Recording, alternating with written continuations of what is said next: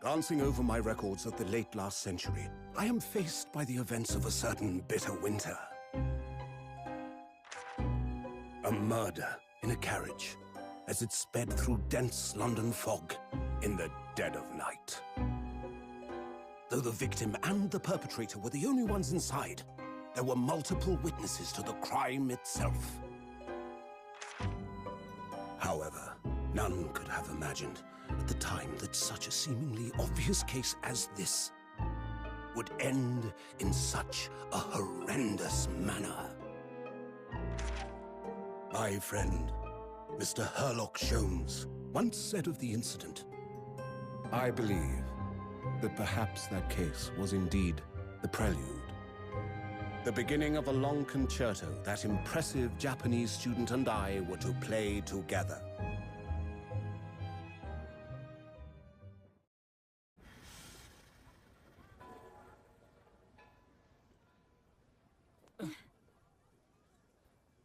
Amazing. Is this really just a railway station? Railway station or not, I've never seen such an enormous building before.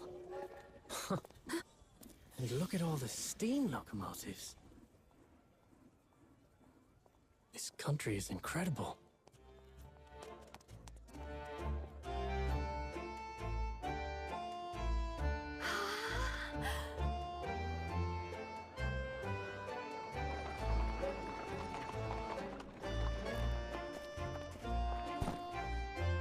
I feel like I'm dreaming. So this is the capital of Great Britain. So, where to? Oh, hello. Climb aboard. I'll take you wherever you want to go. In that case, the Supreme Court in Whitehall, if you wouldn't mind. My pleasure. I suppose you're visiting students from abroad, eh? Yes. Thought so. Well then, I hope you enjoy your stay. And welcome to the centre of the world, Great Britain's mighty capital, London.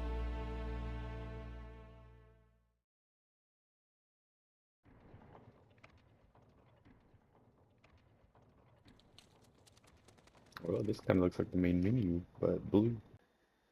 So we're gonna go ahead and start case 3, and play until, I guess it gives us the first save option, maybe? And then continue on with that and stuff, just because I've seen some TikTok edits of, people getting put away, and I want to put some people away.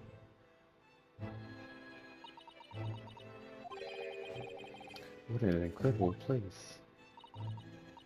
It's so imposing. It's almost suffocating. This place is breathtaking. It looks like a fortress. There are some stone buildings like this in Japan now, of course. But they've only been built in a few short decades since we opened our borders to the outside world. An authentic example like this has quite a different impact, wouldn't you agree? Far cry from the wood and paper most of our buildings are constructed from. It's certainly unfamiliar. But I think there's more to the differences than just construction materials. What is this place again? This is the Lord Chief Justice's office, Naruhodo-san, in the Supreme Court of Great Britain. The Lord Chief Justice. We had instructions to report here at this time if circumstances were different. We were supposed to let the Lord Chief Justice know that we had arrived from Japan. But Kazuma can't. No. So instead we are here in a different capacity.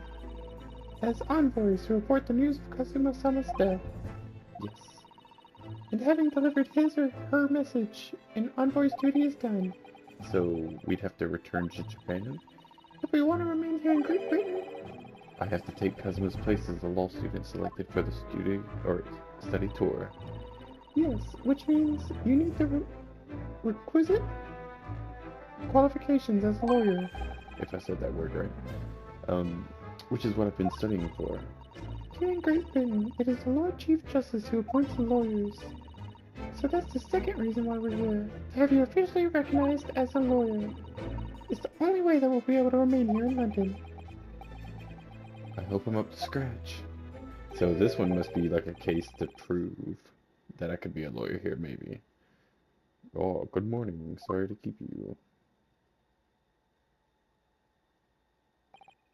Evil. Oh. I don't know what voice to give this person. Or if I should, um... I'll think about it. I trust you aren't too exhausted after your long voyage from Japan. It seems I'm 1 hour, 12 minutes and 47 seconds late. My apologies. Oh, no, don't mention it. We're never happier than when we're standing around with nothing much to do. How fortunate. So, introductions. I am Mel Stromhart, Lord Chief Justice of the British Empire. Ugh, and I feel like a little mouse under an elephant's foot. Come on, Mr. Naruhodo, don't be a mouse. Oh, it's an honor to meet you, Lord Chief Justice Stromhart. Ryunosuke Naruhodo from the Empire of Japan. Well, Mr. Naruhodo. Welcome to London, the capital of the glorious, or our glorious, British Empire. Ah, yes, thank you.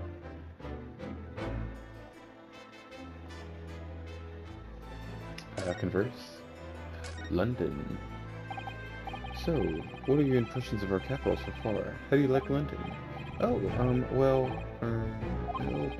I've been so nervous ever since I got here that I can't remember a single thing about the city. It's simply splendid, isn't it, Mr. Naruhodo? Oh?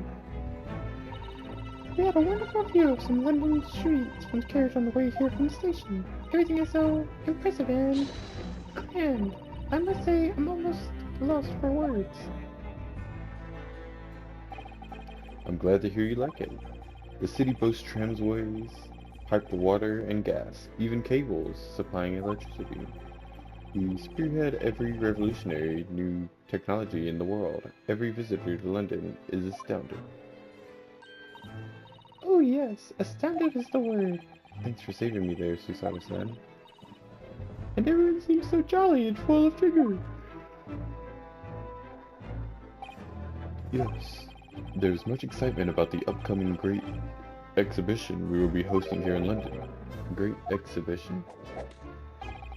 Cultural and technological achievements from around the globe are to be exhibited here in our great city. It will be the greatest spectacle of its kind in history, and will make Paris's World Fair look like a toy shop. Gosh, I can imagine how magnificent it's going to be. Great Britain's capital city is nothing but magnificent. London is the center of the modern world. Even if you do say so yourself. The sun will never set on our great empire. Perhaps it is fate that is, in these progressive times, we welcome visitors from the land of the rising sun. Law student. Lord Chief Justice, I think you were expecting a student of law for the study tour, weren't you? Absolutely.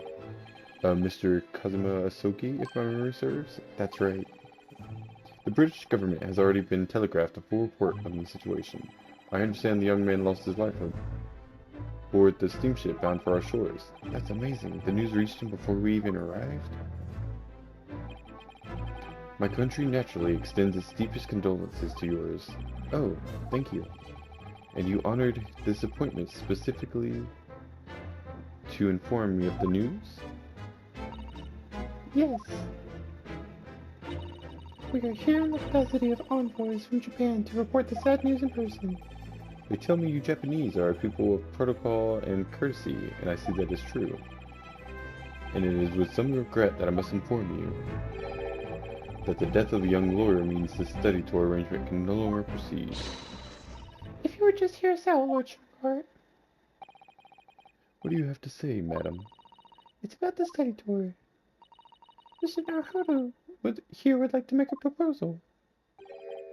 Would he now? Well, Mr. Naruhodo, this is it then. The moment of truth. Continuing the study tour. The thing is, Lord Justice, Lord Strongheart, I was wondering if perhaps you would consider allowing the study tour to go ahead? Don't misunderstand me. Britain would ideally like to see the tour go ahead, but without a lawyer from your country, there's nothing to be done. Well, in that case, what if there was someone else? Another lawyer from Japan, I mean. Is there something I don't know? Only a single lawyer was invited to Great Britain from your country, and that was Mr. Asoki. At least, that is what I've been led to understand. Well, the thing is, this really isn't going well at all. I just can't seem to find the right words to say to this man. Mr. Naruhodo! I could ruin things here if I'm not careful. What am I gonna say? If there is someone else here from Japan who could be described as a lawyer, it's me. It's me. I can do it. Is that so? I mean, I don't actually have any qualifications as such, but... No qualifications, you say, and yet you still claim to be a lawyer. I have acted as a lawyer in court before. Only once, as it happens, and I had Kazuma to help me, and I was the accused, but glossing over the details... I've been spending every spare moment on the journey here to Great Britain studying.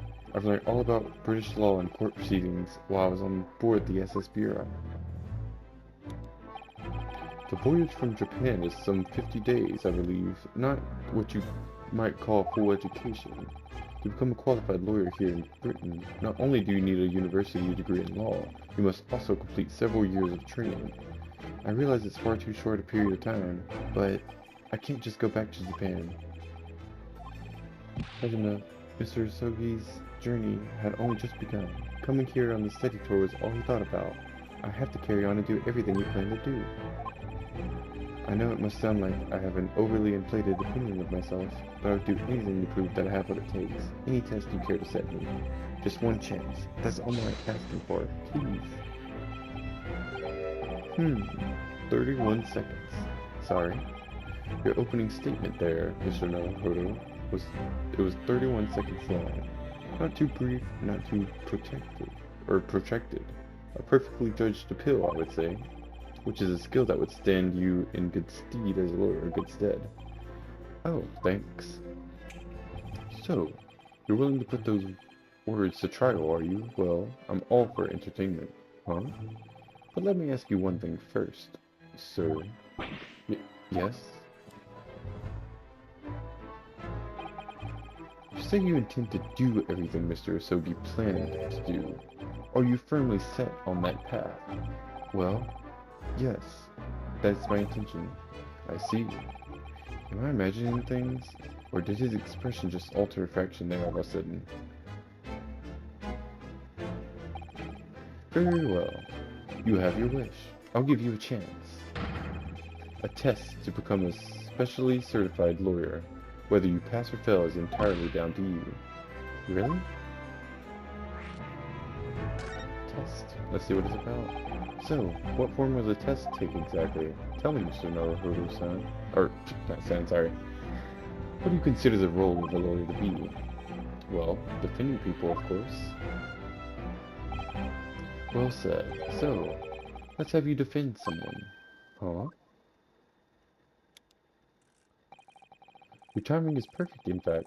There's an apt trial about to begin later today. No advocate has been appointed for the defense as yet, so this will be welcome news. Today? Straight away? If you manage to secure a verdict of not guilty, you'll have passed my test. What could be simpler? How do I get myself into these situations? Well, could I ask, what sort of trial is it, Lord Strongheart? Yes, good question. I remember. It's a murder trial. A murder? Like, a murder? An extremely simple case, I understand. You really can't lose. That's easy to say, but I should mention, just in case, if the defendant is found guilty, he will of course be sentenced to capital punishment. Capital punishment? He'll be put to death? Here in Great Britain, murderers are sent to the gallows without exception. Presumably you read that much in your short sea-based introduction to British law? We can't possibly agree to such a test. We would be toying with the man's life. I am the Lord Chief Justice, and I've decided it's acceptable. But you can't do that, can you? Can I? No. But I will. There's no need to overcomplicate this. All you have to do is ensure that you don't lose. So the defendant may live or die, depending on how well I perform in court. If I lose, he'll be hanged. Mr. Naruhoda, you've come to me claiming to be a lawyer. If you want me to take you seriously, you need to prove you're willing to do a lawyer's job. And you say you intend to see through the will of your compatriot, Mr. Asogi? I would like to understand just how far you're willing to go in order to make that happen. He's testing my resolve. What's the matter? You've fallen silent. I'm sorry, but time is pressing. The trial begins shortly. I need an answer from you now. What's it to be? What do I say? Do I agree to this absurd test? I'll do it, yeah, I'll do it. I'm up for it. Alright then, if I have to give you a decision now, my answer is... I can't do it. I can't get the words out. 15 seconds. Your decision making needs work if you want to be a lawyer. That was too slow. A test within a test. So, it's as I suspected, is it? Sorry? You have noble intentions, but lack the resolve to see them through. The test is cancelled. Thank you for stopping by. Go and acquire your ticket for passage back to the east tomorrow. This conversation is over. Yes, Lord Johnhart. Thank you for offering me a chance. Get on your knees and beg this man to give you a lawyer position. What are you doing? Stand up. Mr. Naruhodo. Punch him. I'm sorry, Miss Susato, but what could I do? It's alright, I understand. You do? Yeah, you're being a little bitch. Oops. It's not an easy decision to choose whether to defend a man in these circumstances, but resolve has absolutely nothing to do with it. So, grab him by the balls and just go for it. What are you trying to say, madam? Do a maneuver with him. No, that's not what he meant, Susato. I think what Miss Susato means is that no matter how badly I'd like to be recognized as a lawyer and stay here in Great Britain, to risk another man's life by treating his one and only chance at a trial so trivially would be utterly unforgivable, and I feel exactly the same way. I'm sure the defendant won't see this trial as a test, as some kind of experiment. A lawyer may fight for his clients in court day after day, but for each one of those clients, the particular day they stand in the dock may be the only chance they have to fight to prove their innocence. No, I was wrong. I'm not qualified to do that job yet. I'm sorry for wasting your precious time, Lord Chief Justice. Wait, Mr. Naruhodo. Oh, was there something else? It's approximately 20 minutes by carriage to the Old Bailey from here. If you leave immediately, you should still be there in time. But I just said that I was quite serious in what I told you. The defendant in this case has literally no one to advocate for him. What? At this point, he can't hope to find someone to represent him. The trial will begin without defense, and if that happens, there's only one possible outcome. He will receive the most severe sentence the judge can pass down. But that's awful. But that is the truth. And sometimes the truth is awful. Why does it have to be like this? Please don't expect an answer to every question. He got me! He clapped me! Wow! He's good at his job! The cold hard truth of the matter is that there is only one person now with a chance to save this man from a very miserable end. And that is you. Me? I'm really his only hope? So, what do you say now, madam? Me? What do you mean, Lord Strongheart? You said it wasn't an easy decision to choose whether to defend a man in these circumstances, and I agree. But in my estimation, it is purely and simply a matter of resolve. Ooh. Our time is up here. I have a meeting to attend. I must leave in 2 minutes and 16 seconds. So, venture into our great city and enjoy yourselves. Interesting. He's gone. The Old Bailey. If we're going to do this, Mr. Naruhodo, we must leave at once. Guess we'll move. The Old Bailey. Oh, we're here already? That was quick.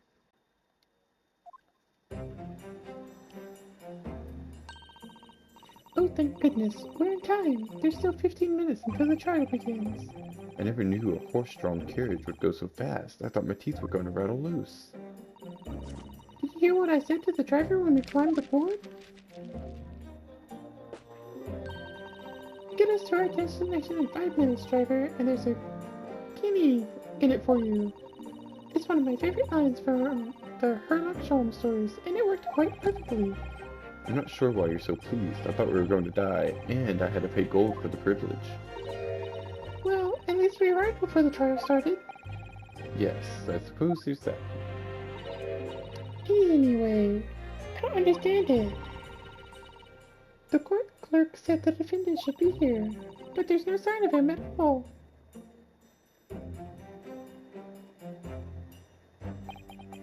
So this is the Old Bailey. Even this room for defendants to wait in is grand. Are you alright, Mr. Naruhodo? I'm feeling tense, that's all. This place gives me the same sense of foreboding that I remember from the Supreme Court in Japan. An oppressive air, almost as if the building itself is going to crush whoever is about to be sentenced. It feels like only yesterday that I was the one about to be crushed. Yes, whoever the man you're to defend is, I imagine he's feeling very alone in this moment. Top of the morning to you, madam, sir. This is the man I'm defending? What are yous doing following me here? Tings are fair desperate, are they? Sorry. Would you look at those expressionless faces from the east, are yous? We're from Japan, yes? Ah, Japan, is it? Right, say no more. So, how much do yous need? No, we're just here because... No need to explain, fella. I've been there myself, so I have. No place to go, nothing to eat.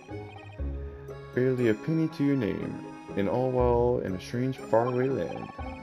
Well, actually, we haven't found a place to stay yet, no.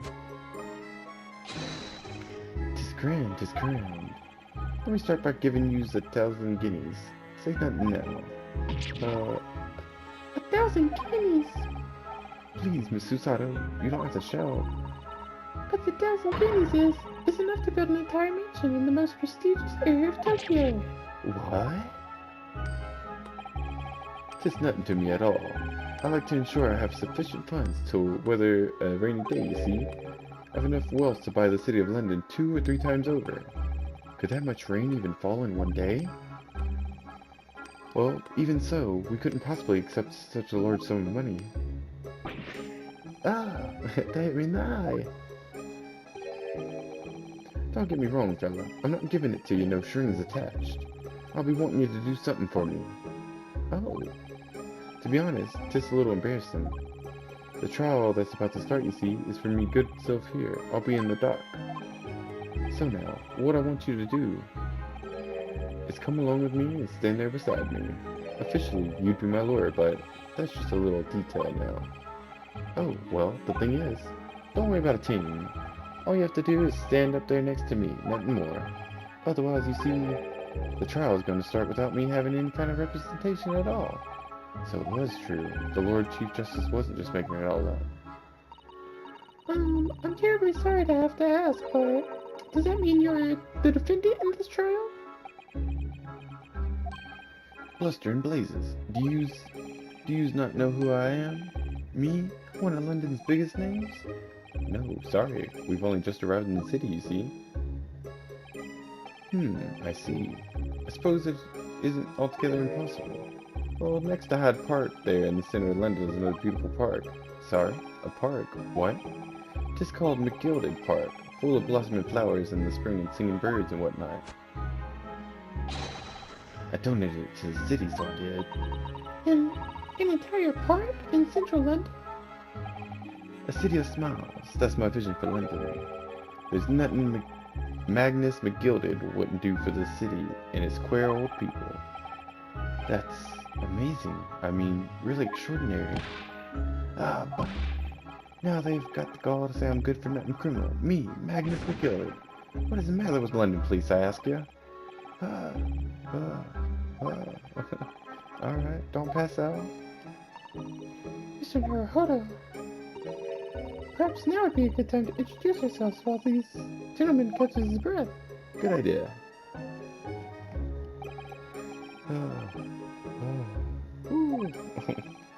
Mr. McGuilded, the thing is, we're actually here in London to study British law. We're law students on a study tour from Japan, you see. Still breathing heavy, okay. So if you don't have a lawyer for the trial yet, and you'd be happy to put yourself in our hands, we'll do our best. What was I after saying, you daft idiot? I've given you 1,000 guineas to stand up there next to me, haven't I? Well, yes, but I wasn't really offering to just stand up there next to you. Oh, I think I see what's going on here. Sorry. I know what you're thinking. This Chancellor of a fellow that claims to have more money than the Queen. What if that's true? Why the blazes can he hire the finest lawyer in all of England? Because he did it. That's the only explanation. Well, no. I wasn't thinking that. Not at all. Although, it is a little strange, to be honest, yeah. That's what I was thinking. Why don't you have a lawyer, I mean? That would be the fault of the Reaper. Sorry, did he just say Reaper? The Grim Reaper of the Bailey, Lord Barrett Van Zeeks. He's the prosecutor. The prosecutor is... sorry. Let me get in character. The prosecutor is the Grim Reaper? Is that the Grim Reaper? When Van Zeek stands up for the prosecution, they call the accused as sacrificial lambs. And to this day, in every single trial in which he's been the prosecutor, the accused has been damned. What? So it's reached a desperate situation where there's no one willing to stand in defense against the fella at all. You could say he's the living legend of the Old Bailey. Goodness, Lord Barrett Van Zeeks. He must be an exceptionally talented prosecutor then. Or a fake, a fraud. Talented isn't the word you're looking for, madam. It's cursed. Cursed? What on earth? The defendant is summoned, and his counsel. Please make your please make your way into the courtroom. The trial is about to begin. His counsel? That would be me. Or consul. Whichever. Oh, 'tis time. Well then, fella, don't let me down. I'll try, but I don't know anything about the case. But I don't know anything about the case. Oh yeah, exactly what I just said. You haven't told me what happened. Until you showed your face in here, I'd made me mind, so I had. Sorry. I decided I'd have to defend myself in there. How would that have worked? Then you made an appearance, a student of law, wouldn't you know? 'Tis no accident, I can't assure you of that. 'Tis fate. So don't get cold feet now, please.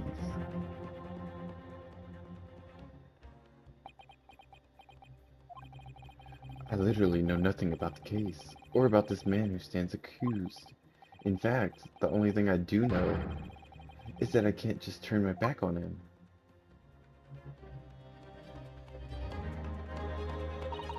Mr. Naruhodo. The man has no one. He'll have to stand alone in that courtroom, armed with nothing to defend himself. Yes, something that Cosimo would never have allowed to happen. Counsel for the defense, what are you doing? If you're late for the start of the trial, you will lose your right to stand. be right there. It's happening then. My first trial in a British court. I hope you're watching over me, Kazuma. Because I have no idea how I'm going to manage this.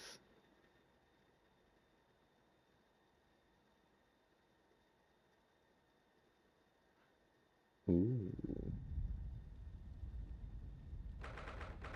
18th February, 10 a.m. The Old Bailey courtroom.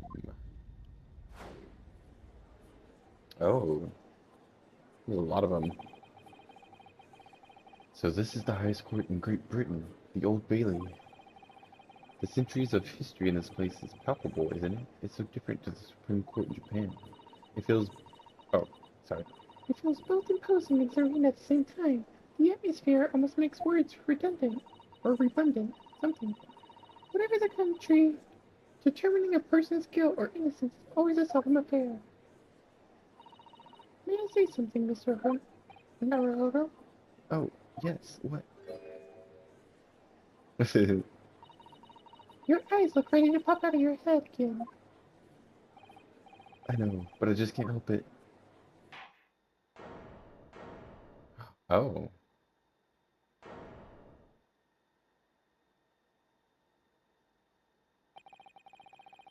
In the name of Her Majesty the Queen, I hereby declare this court to be in session. We are here today to determine the guilt or innocence of Mr. Magnus McGuilded. I now call upon the counsels for the prosecution and defense to declare their willingness to proceed. Van Zieks. Oh, that's who Van Zieks is. He looks like Wentworth, right? Is that the last name of the antagonist or something like that, or whatever prosecutor? What should I give him? I don't know. Prosecution? He's fully prepared. That must be the Reaper of the Bailey. He really does look fully prepared to dispatch his next poor victim into the underworld. Counsel for the defense. You appear to be Eastern. Do you speak English? Huh? Oh, yes, of course. Sorry. But he asked if the defense was ready, and I couldn't be further from ready if I tried. Those eyes please me. What does he say? Nippone? Yeah, I don't get it either. They shroud your fear, your doubt, your trepidation. They run wild, clinging to some phantom notion of courage. The quintessential look of a sacrificial lamb. Ugh, a cold shiver just ran down my spine, and in my frontal area. What? All the way to the tip of my toes. I don't want to be here. No, Mr. McGuilded. Yes, my lord. You stand accused of murder, a capital offense. You could be sentenced to the gallows if found guilty. Are you quite sure you wish to entrust your defense to this foreigner? As I've always said, my lord, 'tis a grand thing to give opportunities to the young, even if the fellow is a student from some little island off in the Far East. Is it not the good British way to ignore the dangers of yourself and give those less fortunate a fair chance? I'd like to think that acts of chivalry do the great British Empire proud. Listen to Mr. McGuilded. What a fine gentleman London has in him. Did you hear that he donated £5,000 to the government the other day? Mother, please may we go and play in McGuilded Park? It seems as though everyone in the public gallery is firmly behind Mr. McGuilded. It's definitely welcome news, and he certainly has a way with words. I'm surprised he couldn't convince anyone to defend him. Eloquently put, Mr. McGuilded, and most laudable sentiments. Now, ladies and gentlemen of the jury, I'm sure I need hardly remind you that you 6 members of the public have been selected for your impartiality. Are you ready to proceed? No. Okay. Yes, my lord, if the task is to send rotters to the gallows where they belong, I'm more than ready. at the manor. His lordship always says we should dispose of rubbish promptly. Naturally, I agree. Ha! Any criminals here will soon be wishing they never set eyes on me. Anyway, I've more important business to attend to. I feel a chill. Oh, don't mind me, my dears. I'll just be getting on with my knitting. Must finish these mitts for my grandson. Ah, Mr. Naruhodo, these people are... The jury, yes. That's something we don't have in Japan yet. That's right, I've only ever read about it. But here in Great Britain, the court's final verdict depends on the opinions of these 6 jurors. The judge passes sentence according to the law, but the jurors determine guilt based on common sense. So the defendant is ultimately judged from 2 completely different points of view. But how exactly do the jurors give their verdict? That I don't know, but I'm sure it will become clear as the trial progresses. Yes. Prosecutor Van Zieks. My lord. It's been a number of years since we've seen you here in the courtroom. I thought you'd renounced your fame.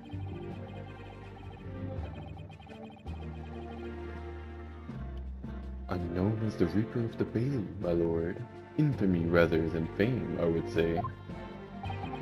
But yes, 5 years have passed since I last spread my wings in this capacity. So, what brings you back? Is there some change of circumstance of which the court should be aware?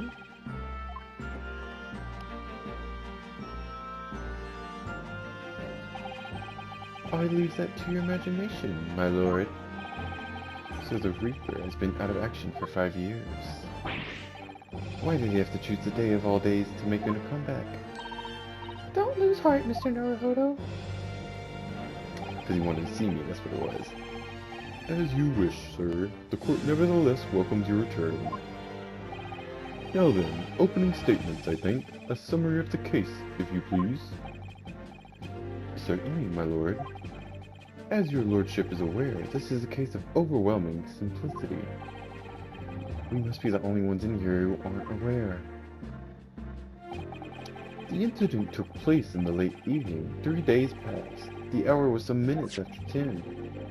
The victim was a maker of building bricks known in the community as the thrice-fired mason. Sorry, the rice. He was a very accomplished craftsman.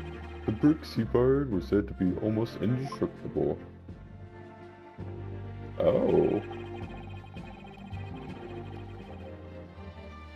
The victim's corpse was discovered in an omnibus in service of the streets of London at the time.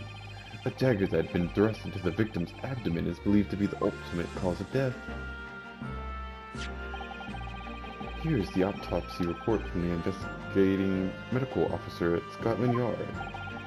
Thank you, counsel. I shall accept that in the photograph as evidence.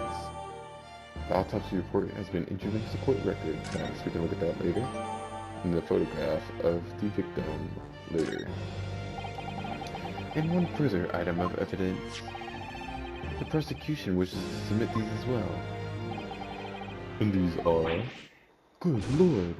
Is that blood, counsel? Yes, my lord. Seized by a policeman who arrived at the scene.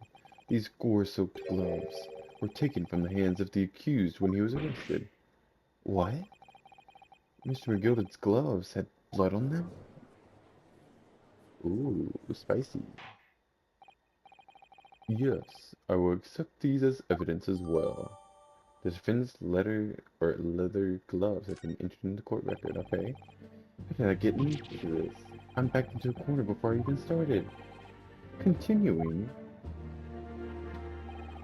According to the driver of the omnibus, there were only 2 passengers traveling inside his vehicle at the time. Only 2? Obviously, one of those passengers was the deceased brickmaker, Mr. Mason. The other was the accused, Magnus McGuilded. Well, rather damning circumstances, to say the least. Defendant, what say you? Well, of course, I have no recollection of no such thing. Mr. McGuilded.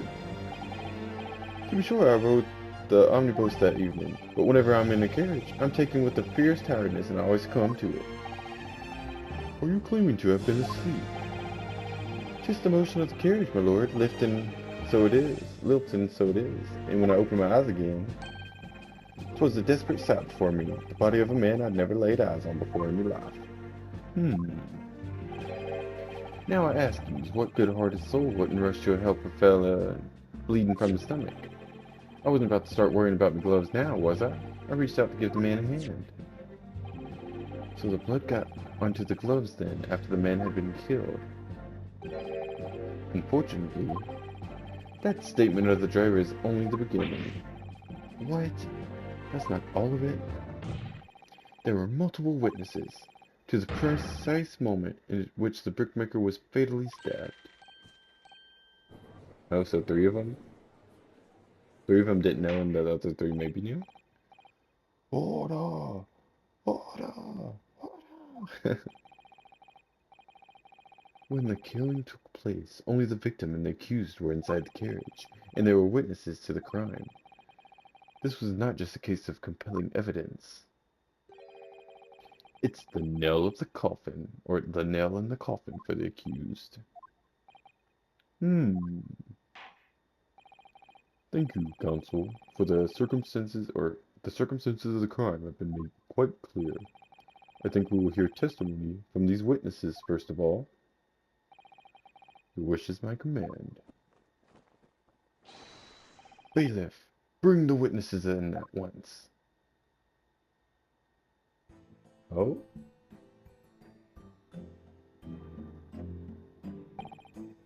Witnesses, your names and occupations? Beppo? No, not Beppo. My name is, well, everyone calls me Beppo. I drive an omnibus in the East End. Who's fair play? I'm a banker in the city. My name's First, Lady First. I, make hats for gents. Let's begin by confirming the facts. 3 days ago, at a short time after 10 o'clock in the evening, all of you in the present, or all you present in the stand, were in an omnibus and witness to the aforementioned incident. Is that correct? Yes, sir. Quite right. Yes, sir. That's right, sir. Very well, then. Let's proceed to your formal testimonies, please. Each of you will tell the court precisely what you saw. Witness testimony. What the witnesses saw. It was the last bus of the evening, so I had a few customers. I remember it well.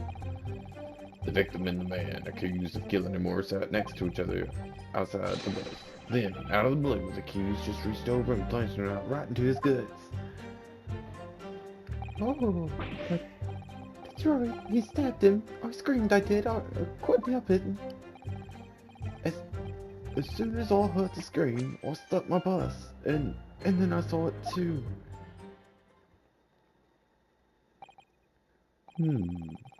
Unambiguous testimony, I must say.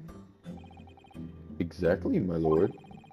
These men witnessed the incident in the omnibus with their own eyes. I'd like to ask a question, if I may. Yes, counsel? Well, this testimony makes absolutely no sense to me whatsoever. Why not? Well, the incident took place inside a moving carriage, didn't it? As has been clearly stated from the outset, yes.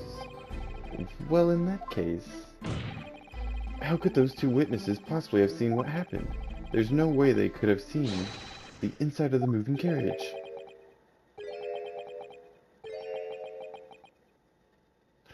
Oh, is this going to be an embarrassing moment for me?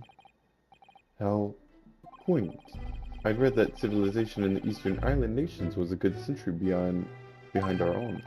Wow, but you're here in London yourself. Are you really so ignorant about our omnibuses? Huh? Tell me, my Nipponese friend. Have you even traveled in an omnibus? Well, no. We, only arrived in London this morning. No matter. I've arranged for us all to see for ourselves, the actual scene of the crime, that is. What do you mean, the actual scene? How? A carriage is designed to be moved, after all. Presumably you understand that much. Yes. The omnibus in which this bloody crime took place in here today, in this very building. Or is here today in this very building. Here? What? The entire carriage? Bailiff. Bring forth thy bitches. I mean, shrunken omnibus. Oh. Oh, so that's what it was. Okay. So that's an omnibus. The omnibus. I can't believe they could bring something so enormous in here. Great Britain's courtrooms are amazing. As you can see, the omnibus is pulled by 2 horses and can carry up to 8 passengers. Oh. 4 passengers seated inside the enclosed cabin, and another 4 on the rooftop deck above. Every Londoner knows that the best views of the city, architecture, and sights are to be had from the top of an omnibus. And I should point out to our foreign guest that there is a skylight in the roof allowing the view of the interior from these seats above. Ah, a skylight. Oh? The penny drops at last, I see. I missed that convo, sorry. These 2 gentlemen were occupying the rooftop seats on the omnibus when the murder took place. That is how they came to witness the grim incident through the skylight. Ah, that makes perfect sense.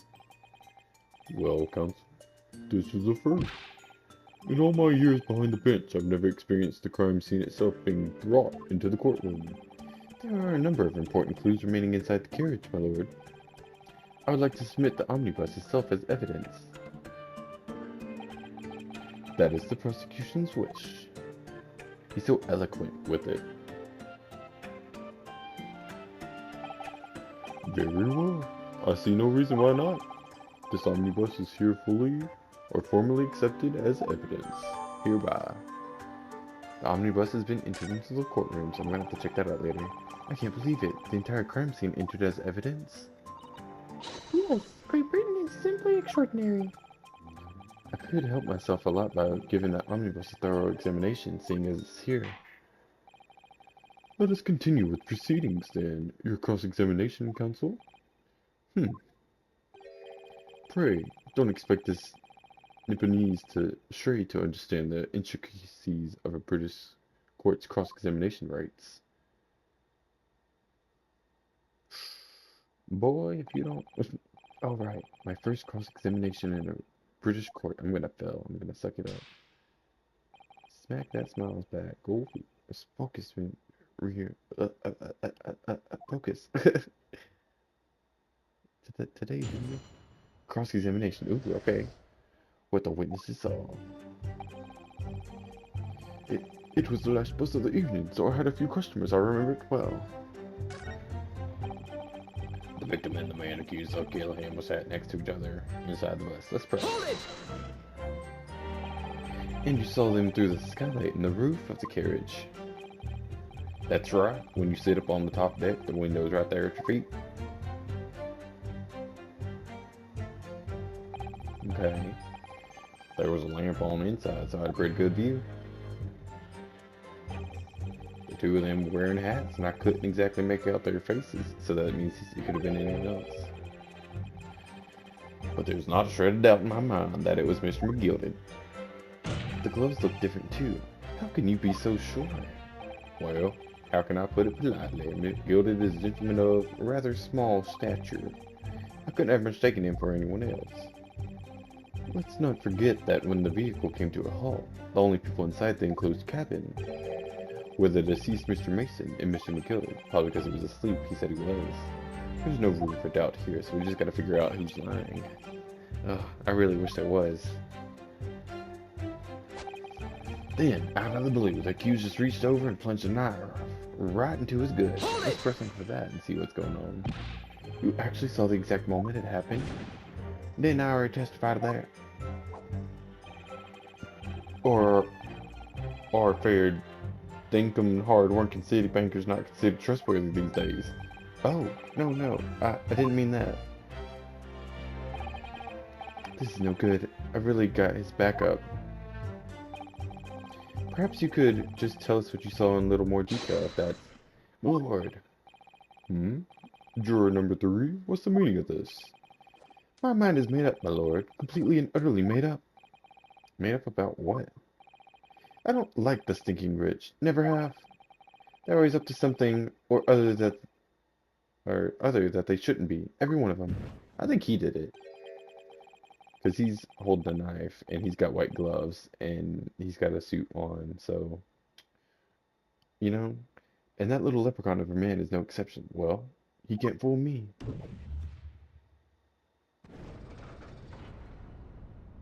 Oh, I knew something was about to do something with them scales. There's no point in wasting time listening to any more of this. That's my opinion of the matter anyway. Hold it. That is precisely what I was about to say. Wow. As the foreman of the jury, it is my duty to set a good example to my fellow jurors. Is this supposed to happen, or am I just sucking it up? That's 2 against me so far. What is happening here? Let me see. Ah, yes. It seems that some members of the jury give their verdicts. With fire?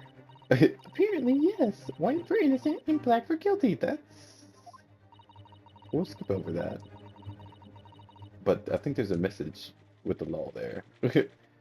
As the 6 members of the jury make up their minds about the case, one by one, they each cast... I bet it was the old granny. I want her to go to prison. I just don't like the aura she's giving off. They each cast a ball of fire into the great scales of justice, as we saw a moment ago. So if those scales fall completely to the black side, does that mean... Let's do our very best to make sure that doesn't happen. Oh, now I'm even more worried than I was before. Very well. The court acknowledges the change in the jury's stance. Counsel for the defense, please continue with your cross-examination. This is a nightmare. That's right. He stabbed him. Our screen guard did. Couldn't help it. He stabbed him, you say? And you were sitting up on the roof deck, were you? Yes, that's right, sir. I was up on the roof seats. I remember seeing the little kid sitting next to the fellow that was stabbed. I'd been thinking about a new hat design, you see, so I was just gazing absent-mindedly around. But then... Oh, that's when I happened to look down through the skylight. It was sticking right up on his belly, that huge great knife. It was shivering me timbers. A grim sight indeed. Ah, that didn't help me at all. The jury looks like they're even more convinced my client did it than they were before. It appears to have made everyone even more dubious than Mr. McGuilded is telling the truth. If only we had some evidence to counter their suspicions. Mr. First. Oh, yes, sir. Is this the knife that you saw? Oh, good grief, yes, that's it. The very one, sir. Is that... Yes, counsel. This is the blade that was driven into the victim's belly like a stick through the heart. That was a blade of considerable size, counsel. It is. And furthermore, the scabbard is emblazoned prominently with a certain initial. The letter M, which oddly seems familiar. Oh, please, no. M. For Magnus, perhaps? Or McGuilded, possibly? Take your pick. It seems this particular big name in London you made a magnificent mistake. Objection. But there's M's everywhere. Like, yes. like in Mason. Objection! Oh my god, you objected my objection? Is that possible? Have I been objected by my objectification before? Let's talk about it.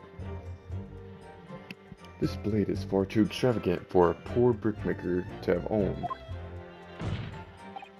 No, this weapon of murder almost certainly belongs to the accused. Not conclusive, but certainly compelling, counsel. The murder weapon has been entered into the court record. My lord, if you'll forgive the interruption. Drawer number 2, go on. Mr. McGuilded is a pillar of society, and a gentleman's word should be sacrosanct. However, those of us in service know we must accept hard truth. Wait, what are you about to do? Dispose of the rubbish.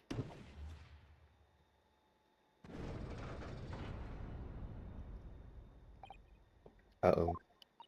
No. I don't wish to cause offense, but I do like to eradicate all traces of filth and grime. Bitch, look in the mirror. Hold it. She's typing? I have painstakingly typed every word uttered here today and cross-referenced all the facts. As such, I am now in a position to draw the only logical conclusion. You get no bitches.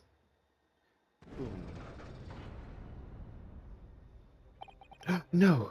She knows I get no bitches. Oh, not again. That's 4 out of 6 jury members that say you have no bitches. Oh my god, how do they know? How will we ever go back to Japan? We've proposed a guilty verdict. There are only 2 left. We've had it. Watch the old lady be the one that saves me, and I'm just hating on her because she's old. Every time I press these witnesses for more information, I just make the situation worse. Does that mean, like, future cases I have to, like, be careful with what I want to get? Or is it supposed to happen? Nevertheless, what we need more than anything at the moment is more information. We're still very much in the dark. I suppose I'll just have to keep pressing the witnesses, knowing that more sparks may well fly. We mustn't give up hope that we'll uncover something that will give us a way to fight back. But... alright, I'll keep trying. I can't give up. I just need to keep a calm and listen to the witnesses' statements again. As soon as I heard the scream, I stopped my bus. And then I saw it too. Okay, so we'll press for this, and I think there's one more I need to press. What exactly did you see? Oh, well, sir, that would be the passenger, sir. Yes, collapsed on the floor he was. And by passenger, you are referring to the victim, Mr. Mason, the brickmaker. And then the other passenger that had the knife in his hand, like this. By the other passenger, obviously you are referring to the accused, Mr. Magnus McGuilded. And then he plunged it down like this, stabbing the other passenger in the belly. What? He didn't say Mr. What's his face, he just said, and then he. Order. It is hard to believe that one of London's greatest philanthropists, but this is damning indeed. I like saying the word damn. The law knows of no philanthropist, my lord, only the innocent and the guilty. And that man is guilty. I was gonna say a joke, but I had nothing, so we'll skip it. Good deeds mean nothing when overshadowed by evil. The truth is everything. Couldn't agree more, sir. The truth.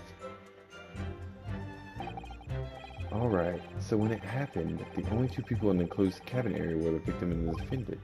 And, so help me, 3 whole people witnessed the man I'm trying to defend do the deed? I don't like to be pessimistic, but we do seem to be in a rather difficult situation here. What am I supposed to think here? Is Mr. McGuilded really innocent? Or could it be?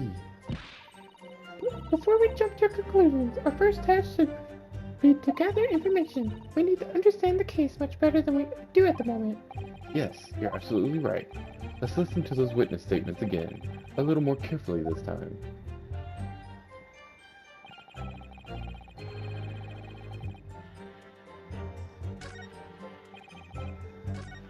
so I didn't do this one, right? Hold I it! don't think so. Yes, I think it was sometime after 10, wasn't it? Oh, yes, sir. That's right, sir. Yes, ever so cold I was, sir. But freezing, in fact. And you had 4 passengers on board at the time, is that correct? Yes, that's right, sir. Not at all traveling in the same parts of the bus, of course, though, no. And there were no other passengers when the incident took place. No one alighted, for example. You're quite right with that, sir. No other passengers like that, no, none. I don't know what voice I'm trying to give him, but it's something. We're just gonna vibe with it, though. So nobody fled the scene of the crime then. I have to say, the boss insists on it running, he does, every evening in the last bus of the day. But I do wonder sometimes if it's altogether worthwhile. Yes, sorry to say. What do you mean by that? Well, what with being so cold and everything, and only making 20 pence on the run, you see. Yes, I spend that much at the pub on the way home, just trying to warm up again. I just can't believe it, sir. I can't believe it. Murder on my own bus. It's too awful to think about. I haven't been able to shake this cold since it happened. My lord, I wish to speak. Yes, juror number 5? Or, yes, juror number 5? Do I take that you too, as the master of the London Guild of Coachmen, the idea of a murder beyond committed in one of the city's carriages is utterly abhorrent to me. It wouldn't be right to make a decision before hearing all the facts, though, I said to myself. But I've heard enough now. The horse is bolted, as they say. No, please, just keep an open mind a little longer. Gee up now, Silver Blaze, the finish is inside. Oh, so he's a horseman, that's why he's got the horseshoe on his thing. Okay. Maybe that helps I was giving him an accent. Beppo's a long-standing member of the guild, and I trust what the man says. Oh, thank you, sir. You're too kind, sir. This is too unkind, sir. Which means now that 5 jurors agree to condemn this man. I bet I can get them all on my side again. Alright, somebody get Ashton Kutcher up in this bitch to get this old lady, please. We need her on our side. Madam Juror number 6. Yes, dear, what can I do for you? You have heard the testimonies of the witnesses in the stand. Oh, yes, I certainly have. Still got my hearing, you know.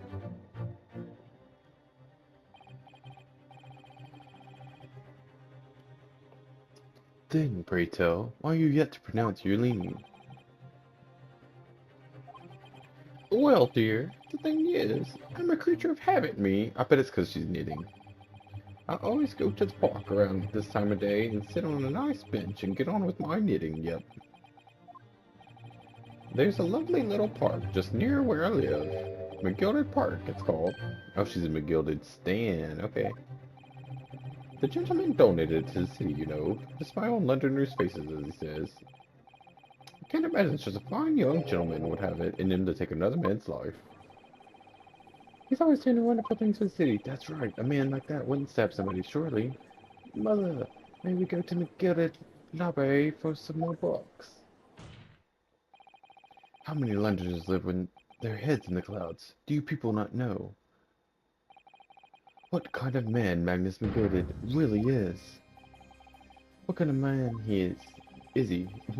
The philanthropist Magnus McGuilded has enough wealth to purchase the entire city he claims to value so highly. But where did all that wealth come from? Your client is a Shylock, sir, and one with the very darkest of souls. What? Stone the crows! McGuilded lends money at extortionate rates of interest so his victims have no hope in repaying him. When they default, he takes possession of everything they own. He is a vulture that preys on the weak. I've never heard any mention of that before. Your faculties have deserted you, I'm sure, madam. So has this thought not crossed your mind? Would a man wealthy enough to buy London in its entirety not have a carriage of his own? What possible reason could this man have had to make use of a public omnibus service? You're not saying that the victim, a poor brickmaker, had next to nothing but his name, save considerable financial liability. It will come to, or as no surprise, that his creditor was the accused, Magnus McGuilded. But let it also be known that the very day Mr. Mason was killed was the final repayment day for his debts. Good gracious, that ass is bodacious! The brickmaker was destitute. He had lost his house. He had not a shilling with which to repay his debts.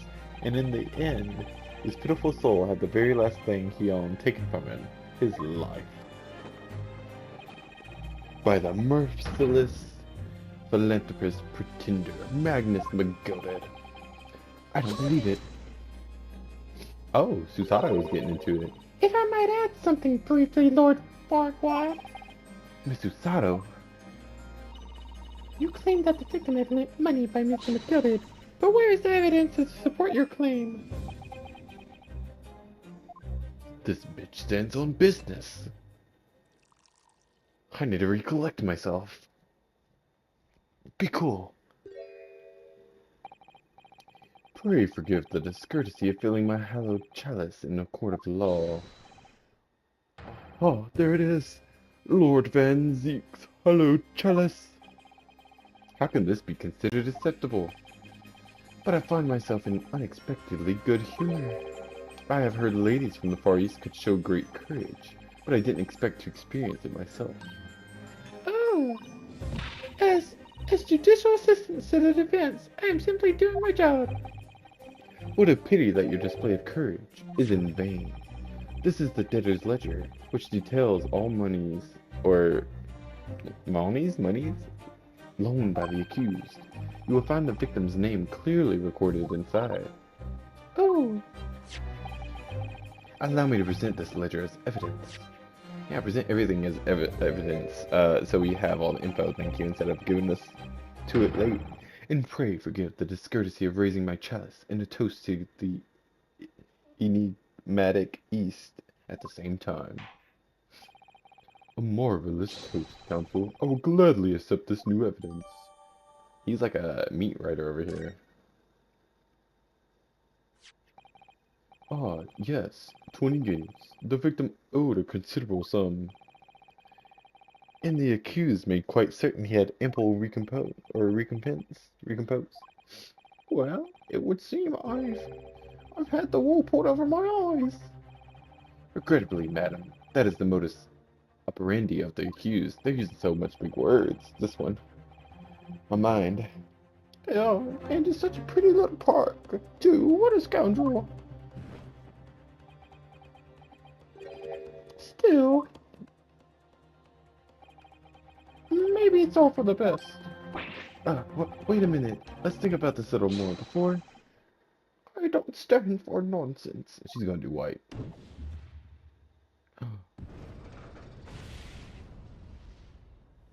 Wow.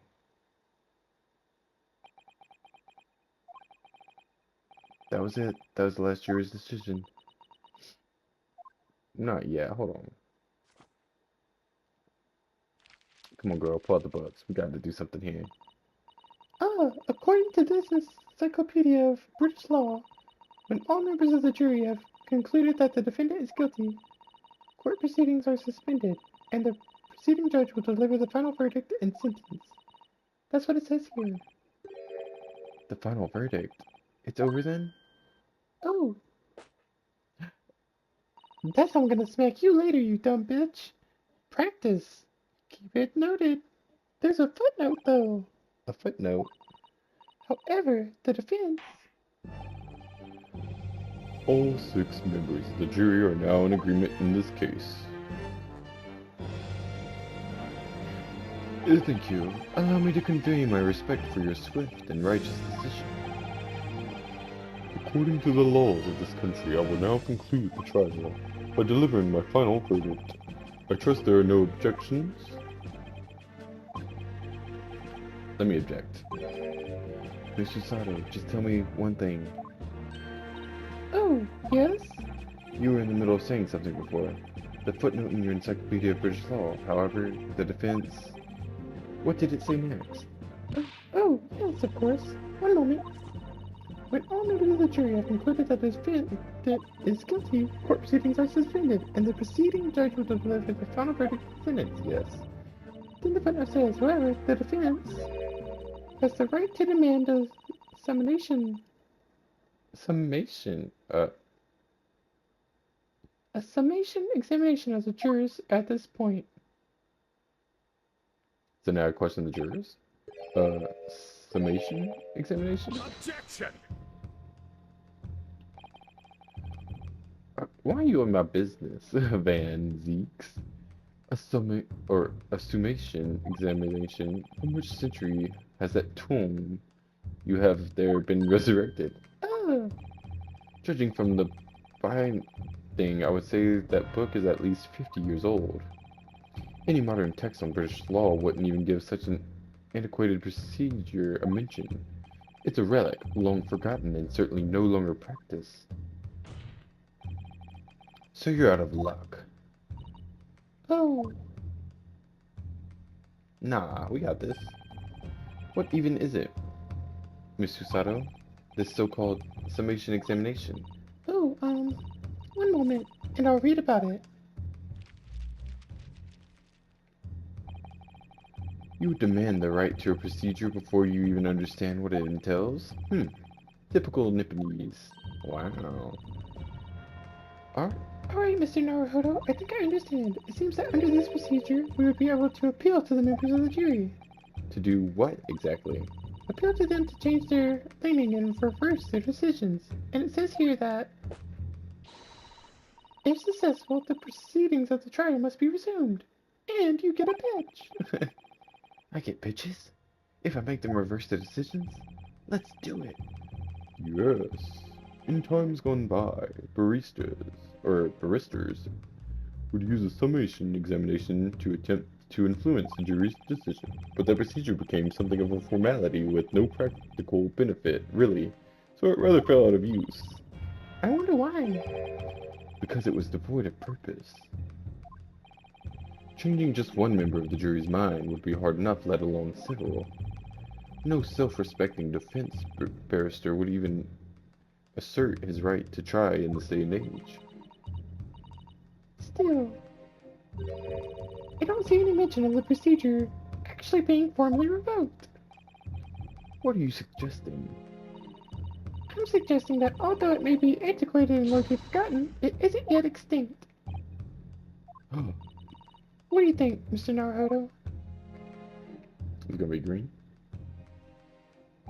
Nah.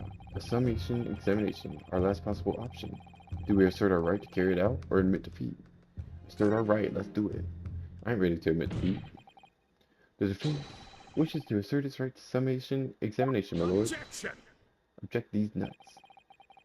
London is the capital city of the most powerful nation on earth. We have a duty to the world to exemplify the very highest standards of judicial procedure.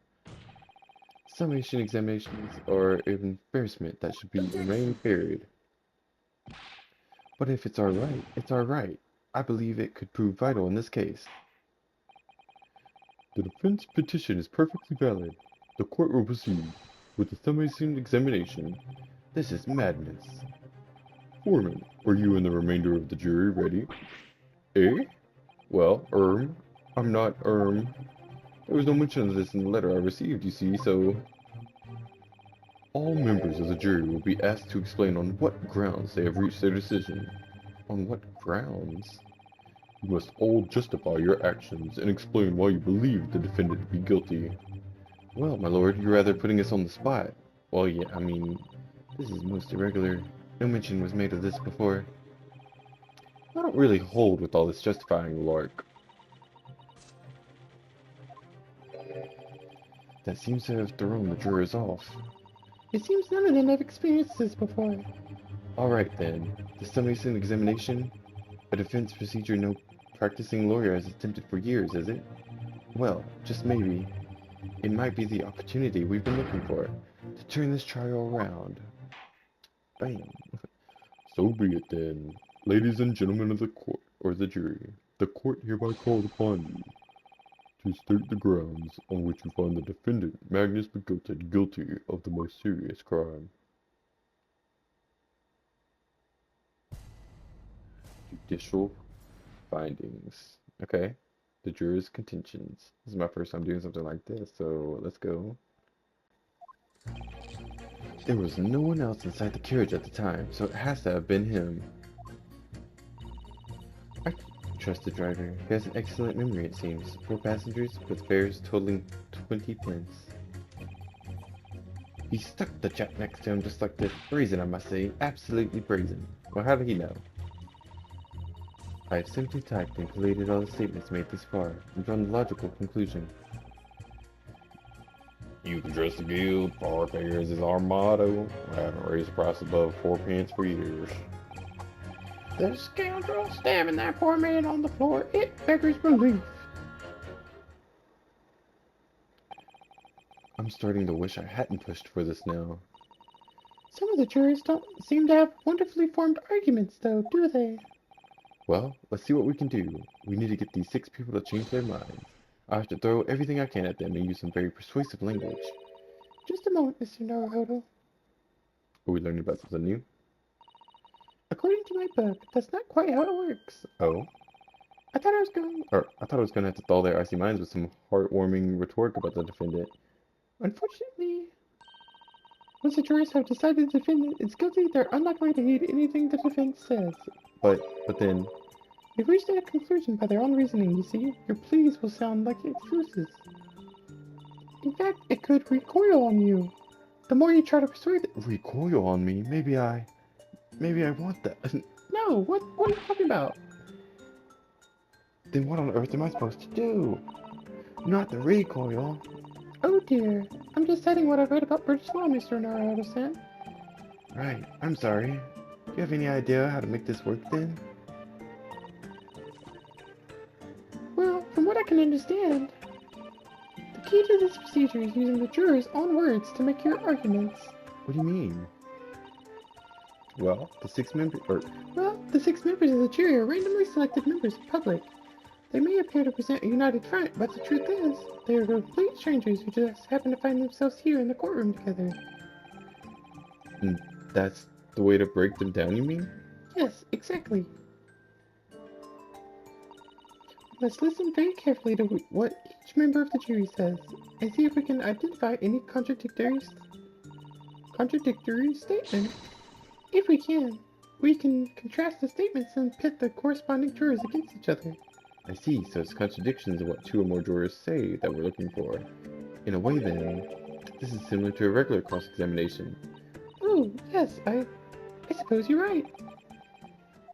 Okay, find contradictions in their statements, and pit the jurors against one another to break them down. Alright, I might be able to pull this off. No, that's not right. Smack. I knew that was coming. I have to pull this off. I saw that lip movement. Can we start proceedings, counsel? I would ask you to take the stand for this. I'm expecting a clear and concise rebuttal. Yes, my lord.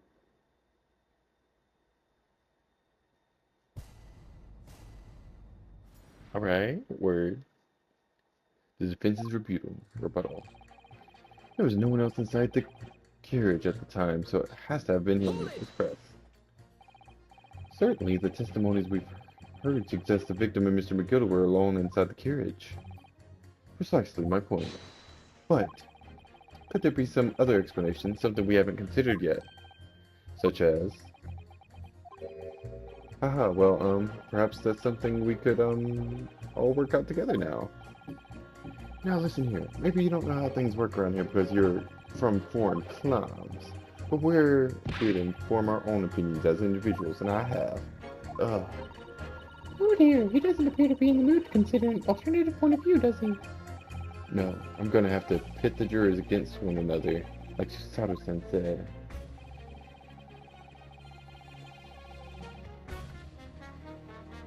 Finding contradictions in these 6 people's assertions is the only way I'm going to succeed. Also, the corner trumpet in the back going pretty good. I trust the driver. He has excellent memory, and it seems 4 passengers with fares totaling 20 pence. But does his ability to recall his takings at night really tell us how trustworthy the man is? I manage all his lordship's cash affairs, so I'm very particular when it comes to his accounts. I see. A single penny can mean the difference between life and death, after all, can't it? That's a saying in your country? My point is, a man who minds his figures is a man who you can trust. Those of us in service would swear to that, sir. Does that bench really need any more polishing? Or at least he's acknowledging it. So if the good driver says that if you saw Mr. McGuilded in act, I don't doubt him. The only task left to do today is disposing of the rubbish. Ah, now wait a minute. One of the other jurors mentioned something about money, I think. No? Or Now would be a very good time to listen carefully to the juror's statement. Again, Mr. Naruto, if you notice an inconsistency in what two different jurors are saying. I should expose it by pitting them against each other. Yes, let's see if I can do just that. He stuck the check back to him like this. Brazen, I must say. Absolutely brazen. Hold it! I'll continue with the pressing.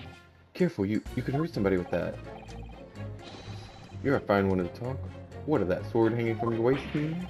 No, that's just my battered soul.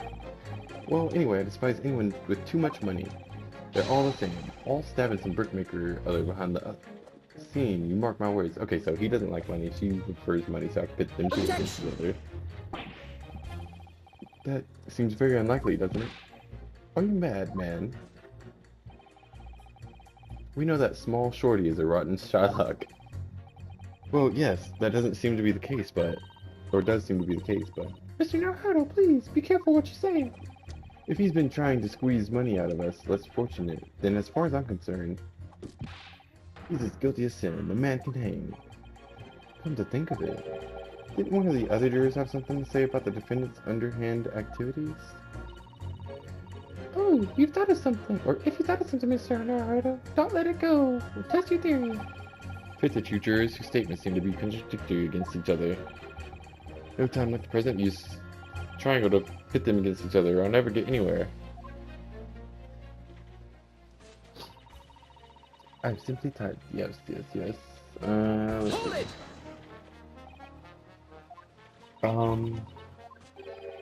What have you been doing all this time? There. I should have thought it was obvious. I'm recording everything that takes place as part of the proceedings. And what have you learned from that? For example, at this moment in time, the judge has used his gavel 11 times in total. The prosecution has snorted derisively at your remarks 7 times in total. And I might add, each time you have gulp that is like a simpleton. Thank you. And what's the point exactly? So, anyway, madam, are you able to explain why you think the defendant is guilty? That is the conclusion I have drawn as a result of the copious notes I've typed. Clearly, but I'm asking you to explain why you've drawn that conclusion. Please don't distract me. It makes it extremely hard to concentrate on my note-keeping. This is going nowhere. Yeah, she's a tough cookie to crack. Hold it! That's how much it costs to take the omnibus? That's right. As a guildmaster, I decided to set a policy for all drivers across the city. One fare, no matter which bus to take or how far you're going. We have to compete with the rise of motor cars, you see. Us coastmen have to make a stand together. Motor cars, you say? Yes, and this murder on one of our buses is extremely damaging to our cause. It's beyond the pale. It'll lead to a decline in passengers, you mark my words, and it's all that rascal's fault. He has to pay. Is it the crime or his buses he's more worried about? Anyway, every member of my guild is reliable and trustworthy. So if the driver says he saw him do it, that fare lurker in the dock is as guilty as seen.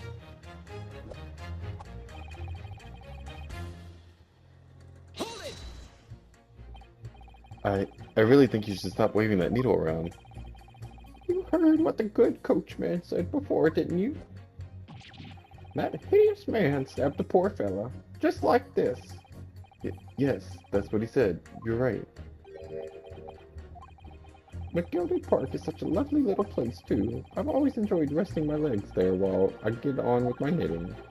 And I've thought that anyone who donated such a delightful place must be a fine fellow indeed. I suppose I was wrong. Whoever would have thought he was a miserable murdering moneylender with not a scrap of remorse? Oh hell. She's as sure can be that he's guilty now. The old lady certainly seems to know her mind, doesn't she? So, we just need to find two drawers with contradictory statements and put them against each other. Which is so much easier said than done. Is that perhaps what you were just thinking? How did you know? Well, I took the liberty of doing some research in case you happen to find yourself in such a situation. Shall I read what I found out? It is a little long, I'm afraid. Not right now. If I've just allowed advice right from the start, how will I get it on later? No, I need to work this out for myself now. Is that perhaps what you're just thinking? How did you know? Well, that sort of attitude is just most admirable, Mr. Naruhodo-san. I know what I have to do. Let's listen to those assertions one more time. So I think there's two possible people that can go against the...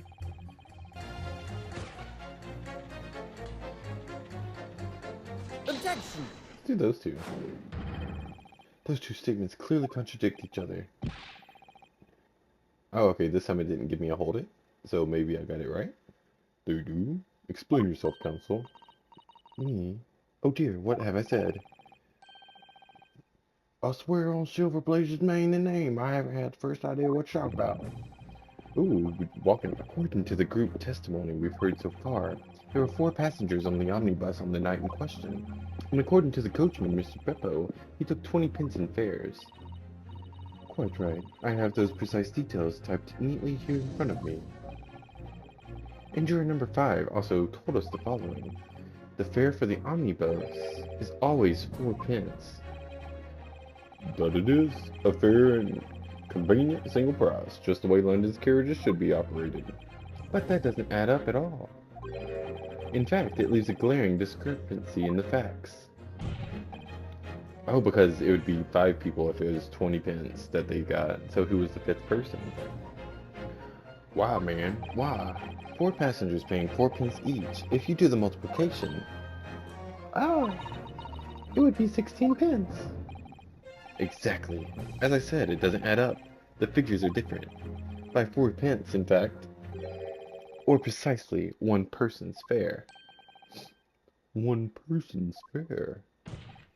Yes, in other words, on the omnibus that night, it's distinctly possible there was another passenger we've heard nothing about. Good gracious! This can't be right. The coachmen of the guild are good, honest men, one and all. Trustworthiness is our watchword.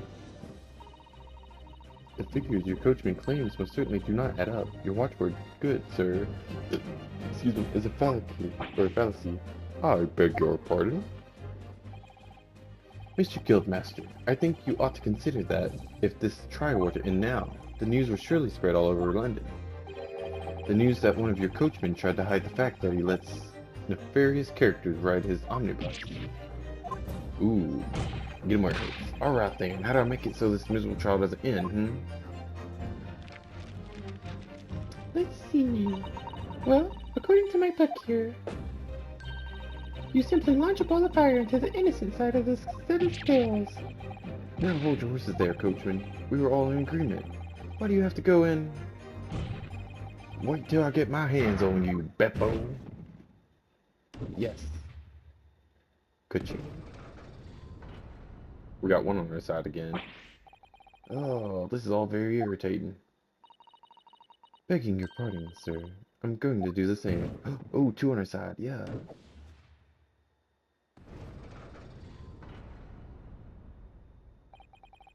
For the love of Mark, not you as well. A penny can be the difference between a smile and a tear, after all. I certainly can't put my trust in someone who doesn't follow my exacting standards in financial matters. Oh, really?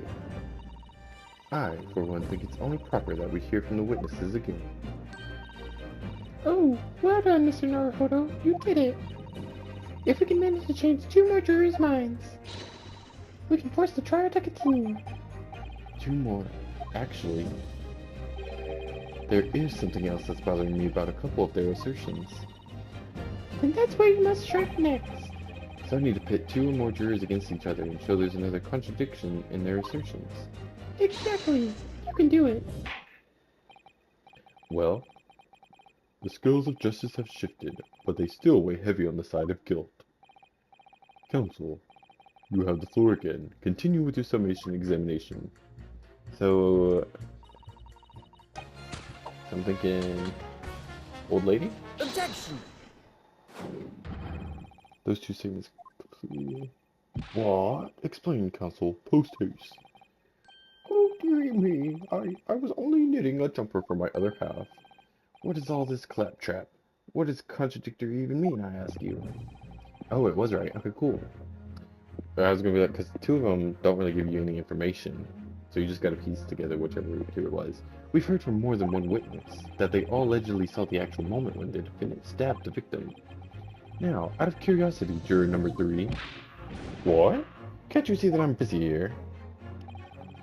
How would you say the defendant stabbed the victim? What sort of motion was it? Oh. So they did different motions and stuff, right? Ah, want me to test me, do you? It was like this, stuck the fellow next to him without even getting up, just like the prim banker said. Well, how would he know exact movement it would be unless he was the one that did it, right? Yes, that was Mr. Fairplay's testimony, quite true. Now then, juror number 6. Oh, is that me, is it? What can I do for you, young man? How would you say the defendant stabbed the victim, madam? Oh, well, dear, as far as I understand it, it was like this. He stabbed the poor man after he'd collapsed on the floor. The coachman said so. Now, don't move. Take a look at these 2 drawers. He stuck the fellow next to him without even getting up. And he stabbed the poor man after he'd collapsed on the floor. Well, I never. They're stabbing in totally different directions. What? Bless my stitches! What a muddle! What this tells us is that there's a strong possibility one of the witnesses isn't telling the truth. Ooh. But why? Why the dickens would they lie? I don't know that yet, but what I do know is that if the trial ends up at this point, we may never find out. We may never know the real truth. Ladies and gentlemen of the jury, can you really let that happen in all good conscience? Lies, you say? Oh, dearie me. I can't abide people telling lies. Hey, that 3. The scales. I don't believe it. Hold it. Wait, I knew you'd have to tell me that. Now hear this, my fellow jurors. I warn you, you cannot listen to this man. Look at him, in his black suit. He's clearly some devious Eastern sorcerer using magic on us all. Is this man just racist, or is he evil? If I could use magic, do you really think I'd be putting myself through all this? Answer me this, dark jinx. Huh? But me? What exactly is the problem? What of it if 2 witnesses have slightly different recollections of events? What of it? Let's say the Shylock did stab the victim as he was sat next to him on the omnibus, and this young dandy saw him do it. And now let's say that the victim collapsed on the floor, and then the Shylock stabbed him again, and this old lady saw him do it. Well, what's to say it didn't happen like that, Who are you calling a dandy, sir? Why, I should take this knife to you. Who are you calling old? Why, I should take this needle to you. They're ready to kill each other now. But could the foreman of the jury be right? Did the 2 witnesses see 2 different moments of the same crime?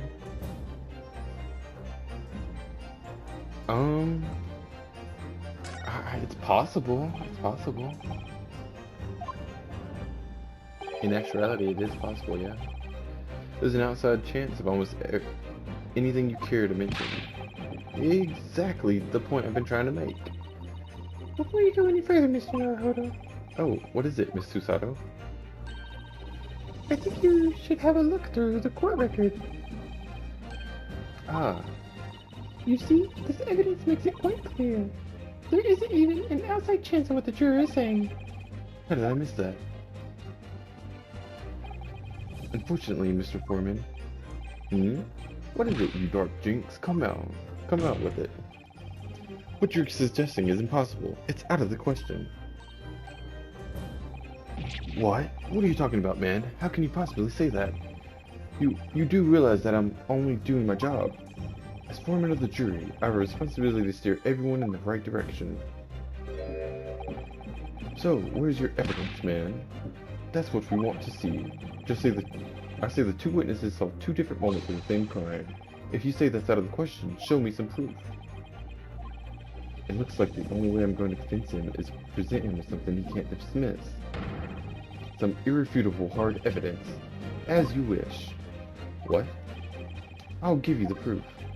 It's out of the question that two witnesses saw two different moments of the same crime as proven by... Let's examine this. Time of death. Stabbed once in the abdomen with a knife. Died due to internal... Oh, okay. Stabbed once, right? Boom. Take that! Take that. This is the victim's autopsy report. According to what's written here, Mr. Mason was stabbed in the abdomen. Only once. Eh? Only once? It's quite simple. The victim was stabbed precisely one time. Which means these witnesses can't possibly have seen it happen two different times. Alright, I concede defeat.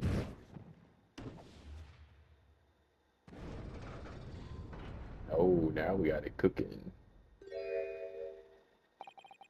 Wait, that means 4 jurors are now leaning to not guilty. We've done it, Mr. Naruhodo. We've won. What are you playing at, you dandy fool? Shut your trap, sir. No one deceives me. But we had a consensus. I said shut your trap. I know a liar when I see one, and if the chap ever dares to cross the threshold of my shop, I'll take this razor-sharp blade and shave every last hair off his head. Please tell me he's a barber. I don't think he's a barber. Well, in quite a remarkable turn of events, the defense's summation examination has flipped the balance of the scales of justice. The jurors now stand at 2 for guilty and 4 for not guilty. Accordingly, there is no longer a large enough majority among the jury for me to educate, and the trial must continue.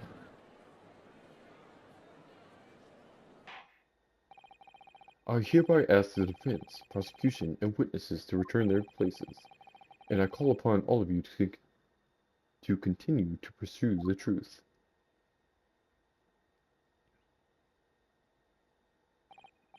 So, Lord Van Zeeks, continue to substantiate the case for the prosecution, if you please. Yes, let me pour another one in for my chalice.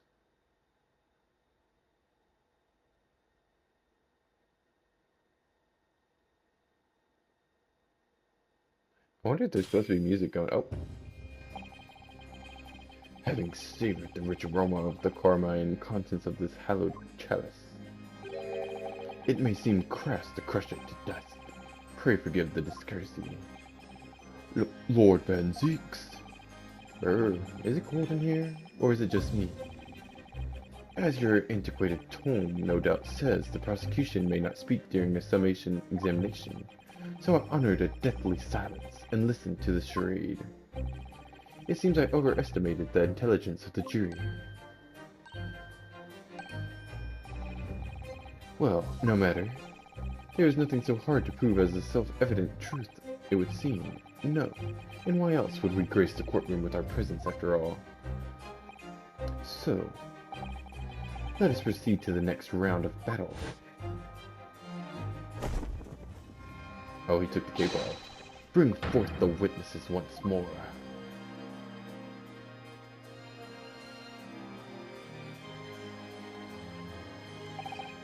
Witnesses, I trust you heard the summation examination we have just had to endure.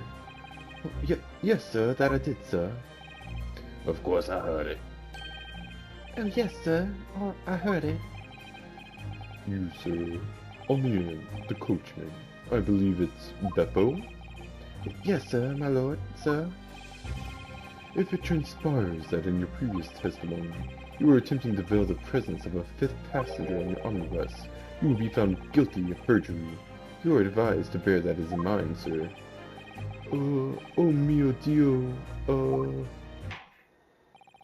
Now then, witnesses, I hereby call on you to testify before the court again. You will explain the various misgivings brought to our attention by the defense's summation examination.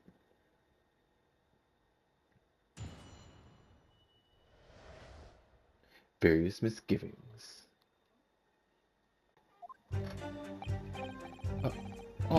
Only carried four passengers that night, I swear it, but, Well, I for one was told I had to pay 5 pence for the bus. He fiddled us on that fare, he did, and then I saw that such cuddling sight as well. It's all too much. I tell you, I saw McGuilded stabbing that man. Everything I said before stands. Oh yes, he stabbed him. Yes, he did. Oh, I think so, yes. Counsel, make sense of this for me, please. The phantom fifth passenger, conjured into existence by my learned Eastern friend, never existed. The confusion has arisen from the coachman's sly little cautionade, or something. I don't know what that word is. Beppo, explain yourself. Terribly sorry, good master. The guild's fare is 4 pence across the board. You know that. You might understand that you've been overcharging our passengers by a penny a fare. It's so cold, and the last run of the day is always half empty. You have been dishonest, coachman. I'm sorry.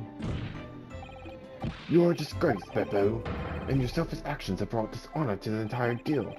If I'm wise, sir, I had to pay 10 pence on the bus just last week. What? 4 passengers at 5 pence each is, yes, 20 pence. I've done that arithmetic 10 times already, but I just can't make the result come out differently. No, that figures. Well, it would appear that one of the aforementioned misgivings has already been explained. So, counsel for the defense. Your cross-examination, if you please. We've already had the pleasure of a projected summation examination already. I see you intend to continue the parlor games. Absolutely. Yeah, I still look lost. Cross-examination time. Yeah, various misgivings. Alright, let's press and just get everything we need. So, there were only 4 passengers on your carriage, but you didn't charge them for the standard 4 pence fare, is that right?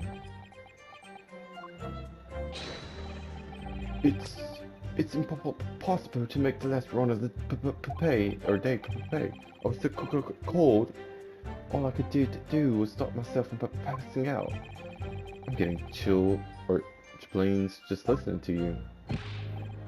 It was terrible, so I wanted to give myself a pat on the back for even keeping the bus running. That's what comes out when my lady coughs. Dust. There's a dedicated coachman to deserve an extra penny per passenger. You're digging a deeper hole for yourself here. If only there had been a 5th passenger on the omnibus that night, then we would have had another suspect. I think he knows something. Oh, not you. Let me go back. Does that mean everyone on board that night paid 5 pence instead of 4? We all paid 5 pence too, sir. And I just told you that I did. A flat fare of 5 pence across the board. It's not something to be proud of. The so-called discrepancy my learned friend identified was nothing of the sort. Much like the phantom killer you so desperately needed, it's gone. Dead and buried. I'd have been happy if it had never existed in the first place. Hold it! This blood blood-curdling sight. You mean the murder, I presume? Yes, sir. A loathsome sight. No one should have witnessed the horror in the eyes of a man, or no one should have to witness the horror in the eyes of a man the moment his life was taken. Oh, well, not exactly, sir. I mean, I didn't actually see the exact moment the gent was stabbed. Good gracious, really? We have another witness who did, however. The banker has already testified to it. But Mr. First didn't actually see the point at which the victim was killed. That may turn out to be very significant. I heard that the banker gent next to me take a sharp intake of breath, you see. That's when I looked through the glass. That's when I saw the horrible blade poking out from the belly all covered in blood. Every time I see a knife now, I can't help but screaming. Ah! Even when I'm eating. Alright, now we got this one. Hold it! And then one more from the chili guy. So you saw the defendant, Mr. McGuilded, stabbing the victim, Mr. Mason, who was sitting next to him? That's what I said, isn't it? It was bothering me before, this was. For just a brief moment, he hesitated before answering the question. Anyway, there was only the two of them inside the carriage, wasn't there? There's been much talk of a fifth passenger, but as yet, zero evidence. Then what are we wasting all this time for, eh? It's black and white. The man's guilty. Something about Mr. Fairplay's testimony just jars with me. I wish I could work out what it was. Alright, last one. Earlier, you testified you saw the moment when the defendant allegedly stabbed the victim, didn't you? Oh, yes. You guess that's right. You said that the victim was on the floor and described the assailant holding the knife in an ice-pick grip. I suppose I might have, yes. I put the cart before the horse, maybe. What's this? Well, I'm quite sure it was most of it. It was driving the horses when I heard a scream from the seats of the roof deck. Oh, I suspect that was me, sir. When I turned around, yes, I saw it through the skylight. The gentleman on the floor and the knife was sticking up at his midriff. That's right, yes, and the fellow holding the handle was the famous man, yes. So in short, you didn't see the moment when the victim was actually stabbed at all? I really thought that I did, but when I go over it again in my head, no, I suppose I didn't actually see the precise moment of the stabbing, did I? In fact, now that I could come to think of it, it must have already happened when I heard the scream. Ah, of course. That goes without saying. I really wish you had said it earlier. The autopsy report makes it quite clear that the victim was stabbed only once, which means the banker was witness to the fatal wound that ended Mr. Madison's life. Not long ago, this trial very, very nearly came to an end. Somehow we've managed to keep our chances alive here. I can't waste this cross-examination. I have to use it to bring some new facts to light. If you're not careful when you press these witnesses, the danger is that the jury will end up believing something unhelpful as they did before. Maybe, but we can't let the fear of that happening stop us from uncovering important new information. Yes, you're so right. I need to pay careful attention here. I don't want to miss even a flicker of a reaction among these witnesses. Remember, if you happen to spot one of the witnesses reacting in a strange way, don't hesitate to pursue them as to the reason.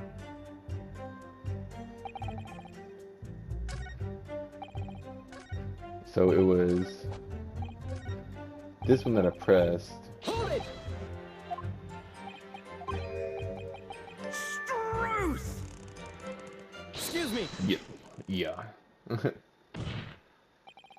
Do you have something to say about that, Mr. Fairplay? Now you listen to me. I know what you're thinking. He didn't really see the exact moment the fellow was stabbed. What are the chances of that, eh? Are you asking me or telling me? He's getting flustered. I might be able to extract some new information from him if I answer him cleverly. Could he have just happened to see the exact moment the crime was committed? No chance.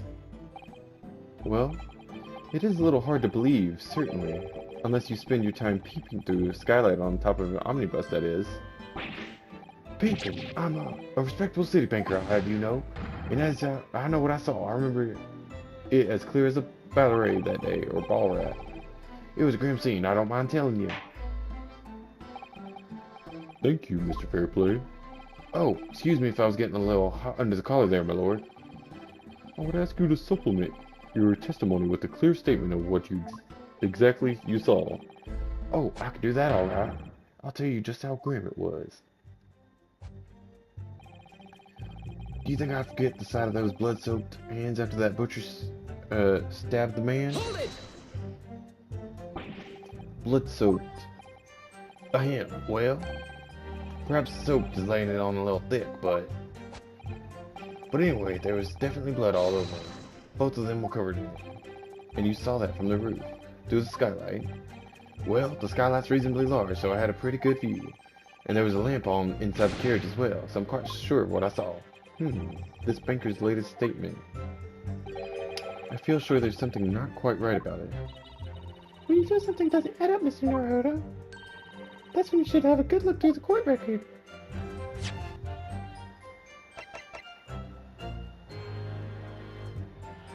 Examine. This is definitely blood, isn't it? Not the most pleasant sight to be confronted with on our first day in London. Well, I think we'll come over grumbling now. No. By the way, is Mr. McGuilded right-handed? Yes, I believe so. He was toying with a coin on his right hand a little earlier. Pity. If only he'd been left-handed. I think blood on either glove would be fairly incriminating, really. Well, that's the thing. I think he said both, right? Those blood-soaked hands. Yeah. There's only one glove that's bloody. Blood-soaked hands? Well, I admit that soap might be laying it on a little thick, but anyway, there was definitely blood all over them. Both of them were covered in it. Well, I'm very sorry to disagree, Mr. Fairplay, but that's more than a little peculiar. What? Here are the gloves worn by the defendant, Mr. McGuilded, on the night in question. Oh, yes, right. And there certainly does appear to be a sizable dark-colored stain there, but, as I'm sure you can clearly see, it's only on the right-hand glove. Arr! In short, Mr. Fairplay, your testimony is inconsistent. Yeah. But no, that can't be right. So you're a liar here, then. Arr! That's right. You were quite clear about it. You said here are. It was both hands. Grr. You got strong teeth. Mr. Fairplay, if your last statement was a lie, it calls your entire testimony into question. You say you saw the moment the victim was stabbed. But is that really the truth? Objection! Oh. It was a simple mistake. You can't justify accusing this man of lying. Yes, it wasn't both hands. It was only one, but the fact remains. The victim's blood was on the accused. No, Mr. Fairplay categorically stated that he saw blood all over both hands, which means there's a strong possibility that this witness was deliberately trying to mislead the court. Yeah. Wow, I'm a city banker for pit's sake. My word should be the gold standard. I'm a gentleman, not some gutter snot. Upstanding members of society don't prevaricate. He's claiming to have no reason to lie. But is that really the case? Mr. Naruto, if we had some evidence to explain why Mr. Fairplay might be lying, it could turn the tide on this trial completely. Something to show this man has a compelling reason to lie in his testimony. Oh, catalog. Let's open this up. This portfolio must contain all sorts of secrets of London's gentry. Oh dear. Oh dear, do you really think we ought to look inside? Well, it's not as though we know any of London's gentry personally, is it? Apart from our great detective friend, perhaps. Actually, I wonder. I assure you we will not find Mr. Sholmes' name inside. Well, let's see what we find. We'll find, what's-his-face's name in there. Gosh, it's crammed full of gentlemen's names, isn't it? Well, I suppose they're probably not all gentlemen at all, are they? After all, not everyone in this country is well off. Oh, goodness. What is it? Look at this. Do you see the name here? Bruce Fairplay. Should that mean something to me? It does sound strangely familiar, actually. Bruce Fairplay, the witness testifying at this very moment.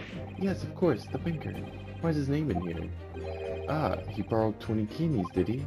And look, the repayment debt is fast approaching. It's possible that this is just a coincidence, of course, but this could be very useful information. Yes. Yeah. Updated.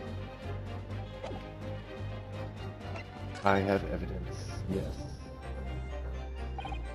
My lord. Yes, counsel. The defense is ready to present evidence. By Jove, are you sure? Yes, evidence that would clearly demonstrate why Mr. Fairplay had reason to lie in his testimony. Grrr. Very well. I hereby call on the defense to present its evidence. The evidence that disseminates motive for the witness's alleged deception of the court. Take that! Take that! And this, and that, and this, and that. This is list of debtors who owe money to Mr. McGuilded. Yes, a list of innocent victims, crippled by the accused's extortion. Point is, among the names of these debtors in your name, or is your name, Mr. Bruce Fairplay? What? Mr. Fairplay, are you currently indebted financially to the accused? Oh, no, well, it's barely worth being called a debt. According to this ledger, you owe 20 guineas. Not an inconsiderable sum of money, wouldn't you say? Oh, well, what of it? Let's suppose Mr. McGuilded were to be found guilty of murder. What would become of your debt in that case? These documents state the loan agreement is forged between two individual parties. Therefore, were the creditor, the defendant here, to be sentenced to a capital punishment, all outstanding debts which were owed to him would be annulled. They would cease to exist. Cease to exist? Mr. Fairplay, is it not the case that you claimed in your testimony to have seen something you never in fact saw, in a devious attempt to annul your debt of 20 guineas to the defendant? Yeah. Much. Order, Mr. Bruce Fairplay. Yes, Mr. Lord. Let me ask you again, and be aware that your answer may have the most serious implications upon your future, sir. Did you, or did you not, see the precise moment in time in which the defendant is alleged to have thrust a knife into the victim? Your silence speaks volumes. You did not tell the truth in your testimony. Alright, now, let's not make melodrama out of this. Perhaps I did overstate the truth a pinch. A pinch? But it makes no difference. I definitely remember seeing blood on McGuilded's hands, both of them. Objection! And yet, only one of the defendant's gloves, which we have here as evidence, is stained. Grr, so you do keep saying.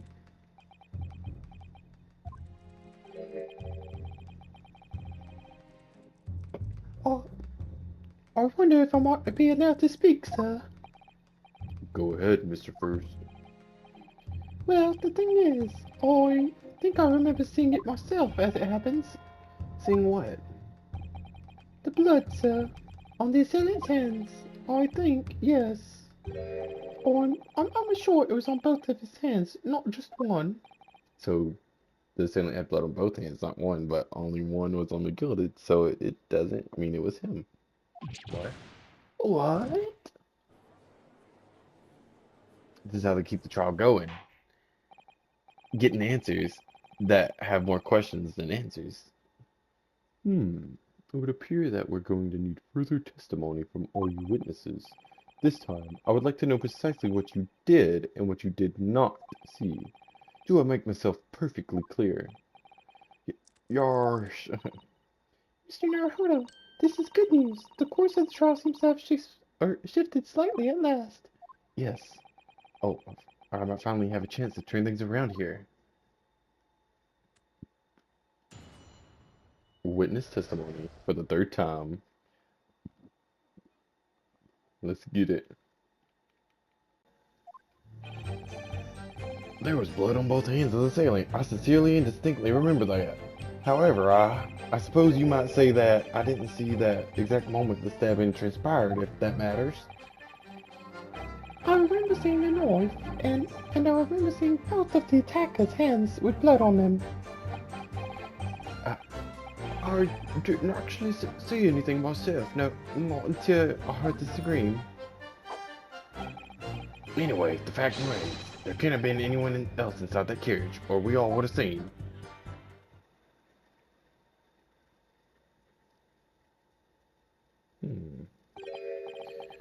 Well, lo and behold, in truth of fact, not one of you was witness to the crucial moment the crime was perpetrated.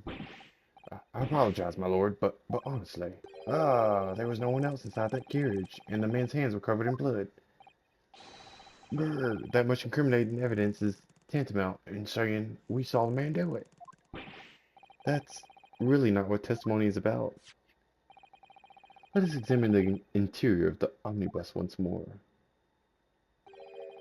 The victim's fresh blood is clearly visible on the seat, corroborating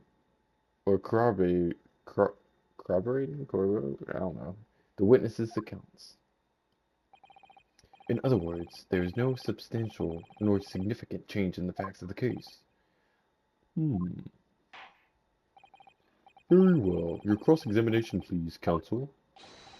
Yes, my lord. Oh boy, we're gonna have to go through this the third time. Yeehaw.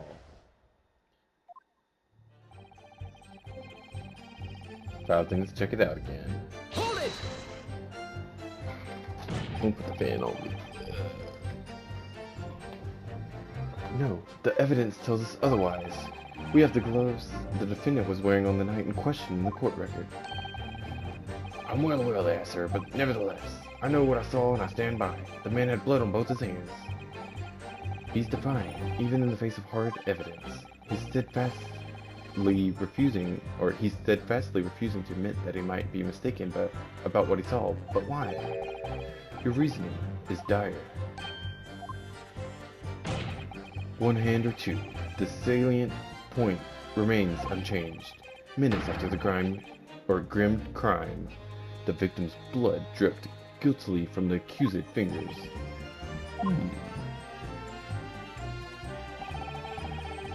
However, I suppose you might say it is the exact moment. Yeah, okay. Don't try to downplay this. Whether or not you saw the exact moment of the crime is a matter of fundamental importance, as well as you know. But for crying out loud, we all know that no one else could have possibly done it. I was just trying to save us all some time. You have a loan of 20 guineas outstanding with the defendant, do you not? How do you hope to release yourself from that financial burden by ensuring the defendant was found guilty? That's not entirely what I was hoping for. I just lost a little guinea or 10 when I backed the wrong horse in Derby, that's all.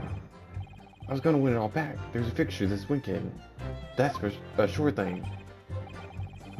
A little guinea or 10. I'm a banker. No one bats an eye if I borrow a little spending money for a weekend.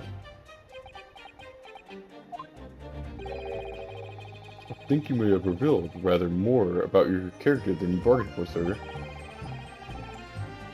This witness's scruples are not on trial here. This is a man of vocabulary, let me tell you. Proceed to the next witness. Is that really how it's supposed to work?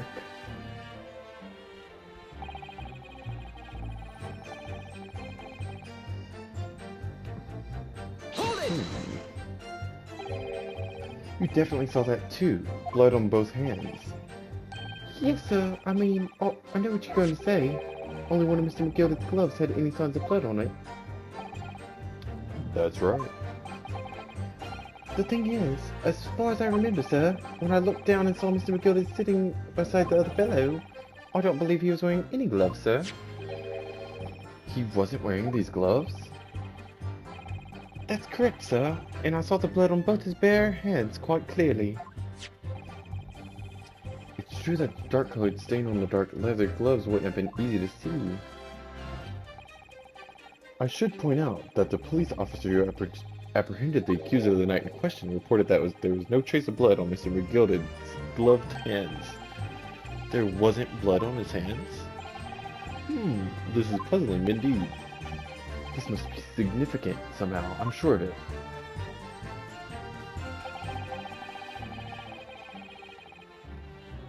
Okay, holding it. You didn't see anything. Oh, yes, sir.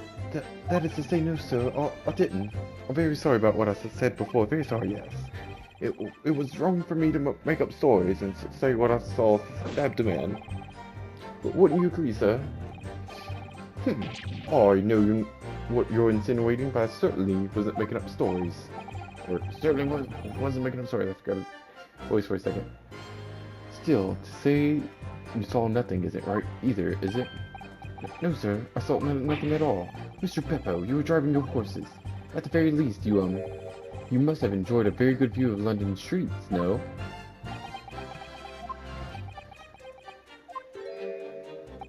Oh, please, you didn't even see that? It was so cold that night, you see. It's all I could do to keep passing out, sir. Yes, my head was fairly freezing. It's hard to say, sir. It would seem prudent to avoid travel on the last omnibus service to London's cold winter nights. Beppo! Ah! And then last one, and then maybe you have to go back to the blue guy. And everything you saw of the incident was through the skylight of the roof of the omnibus. That's right, it was fiercely cold that night, but the glass wasn't frosted over. Oh, yes, or was it frosted over?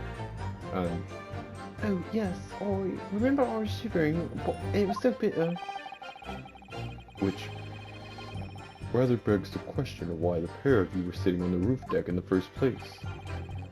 Well, I don't know anything about this young fellow, but I couldn't enter the cabin. Oh, why not? It was locked from the inside. I tried knocking, but no one opened the door. It was locked. That's right, and it's a public bus service, for pity's sake. That's not what I call fair play. I'm butchering his voice off for right now, but that's okay. Yes, exactly the same experience. I tried knocking, but the gent inside just gestured at me to clear off. So I had no choice but to climb up the roof deck and look down longingly into the warm cabin below. Well, I can assure you I wasn't looking down, I was glaring long and hard. And that's precisely what I can tell you with absolute confidence, that if there's anything or anywhere else at all in that cabin, I would have noticed. What if they were already in there before you got in there and locked it? Unequivocal, I would say. I'm not sure about these two witnesses. Could they really have seen everything inside the cabin through the skylight? They would have seen everything, they might not have been able to. Let me look at the court record.